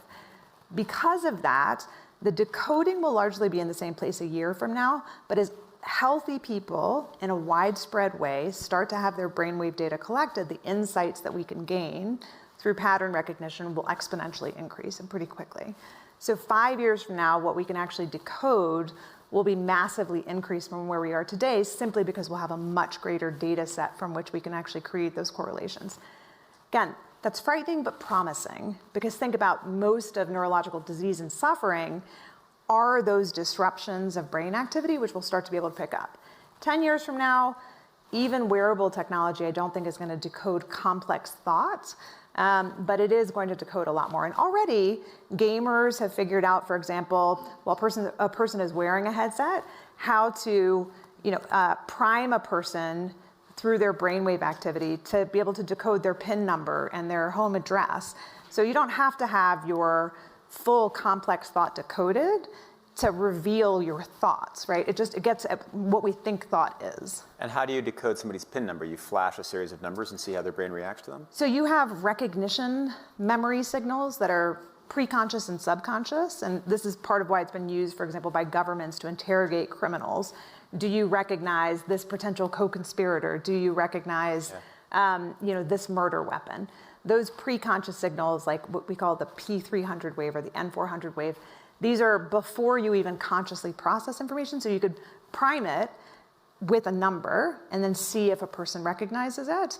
And you can do it without them realizing that that's what you're doing. So will all of our passwords be cracked first by this or quantum computing? Hard to tell. All right. I think we're moving past passwords pretty quickly. And I saw a hand go up. It's actually really good for passwords. Neural signatures are unique. We can use it as a biometric for passwords. Oh, wonderful. Right here in the front. Oh, and by the way, we need to get you a microphone. There are folks watching, so hold on. There we go. This is amazing stuff. Thanks. And there is a ton of need for government rule setting in this. Yeah. Not to be pessimistic on it, but having worked in government and seeing the number of things that government needs to try and get ahead of. Right. I am pessimistic that government is going to be on this. Yes. If you were at, for instance, the World Economic Forum, and you were speaking to leaders from across the globe right now, what would your advice be to them in terms of how to not F this up as this continues to go fast? Thank you. It's an important question. So first of all, I think it's almost impossible to keep up with any kind of regulation with the rate at which the technology is advancing. This title, The Battle for Your Brain, refers to the book that I've written on the same topic. And in it, I propose this right to cognitive liberty as a default starting place. That gives, I think, all of us a starting place for how to think about it, changing the default rules to give people a right to self-determination over their brains and mental experiences. We don't have to wait for human rights to be updated to operate as if we have cognitive liberty. And the way we do that is by recognizing, if we start by saying people have a right to freedom of thought, a right to self-determination over their brain and mental experiences, and a right to mental privacy, then when you're in the workplace and you're deciding to monitor, you're going to monitor just for fatigue levels, even though you could capture and figure out, oh, this person has amorous feelings. You're going to do data minimization and best practices that respect the autonomy of the individual. You're not going to try to disrupt their thought patterns in order to make them more productive, recognizing they have a right to freedom of thought. And so I think it's about operating as if we have those set of freedoms and liberty in every way that it's rolled out in society. I'm speaking as a CEO. I'm sure all CEOs will use it completely responsibly. The woman in blue in the front here. Hi, I'm Julie. I'm the world's first online harms regulator out of Australia. This was mind-blowing, but you might have known that. But I do think this is an issue where we can't leave companies to their own devices on these devices. And there are principles like safety by design and privacy by design that are largely voluntary. But we just can't be sure, unless there are standards and regulations, that these guardrails are going to be erected, because we're still in the era of moving fast and breaking things. And I loved that you had the positive use cases, and I was just thinking with the motor neurons and people who are disabled and could wear haptic suits, and you could have sensation that you've never had. But I also work with women who experience technology-facilitated abuse as a form of coercive control, and most of that is low tech. It's text, it's love bombings, it's gaslighting. Think if a perpetrator got a hold of, can really coerce the brain. Yes. So I do hope that you are calling for governments to think ahead and be anticipatory and start engaging, not to stop innovation, but to be responsible and ethical. And I don't know that we can rely on companies in this distributed world. I wholeheartedly agree, right? So I'm giving you the positive use cases because what I don't want the reaction to be is let's ban this, right? But I do think that the most important thing we can do is to start with a different set of default rules. And that default rule is the right to cognitive liberty is a right of individuals, is a fundamental right to what it means to be human. And that, as a starting place for the implementation of the technology, is very different than how we've thought about any other technology. But I believe that the brain is so fundamental to our sense of self, and that freedom of thought is so fundamental to what it means to be able to flourish as a human being, that unless we start with the default rule, it really could become the most oppressive technology that we've ever unleashed. I don't want that, because I also think it can be the most empowering technology that we've ever realized if we do it right. But it's a call to action. It's a call to do it right now by adopting a universal right to cognitive liberty. All right, well, we are out of time, so everybody should go to dinner, go to the bar, fight for your right to cognitive liberty. That's a wrap. Thank you to Nita Farahani. That was fabulous. Thank you so much. Literally mind-blowing. Thank you.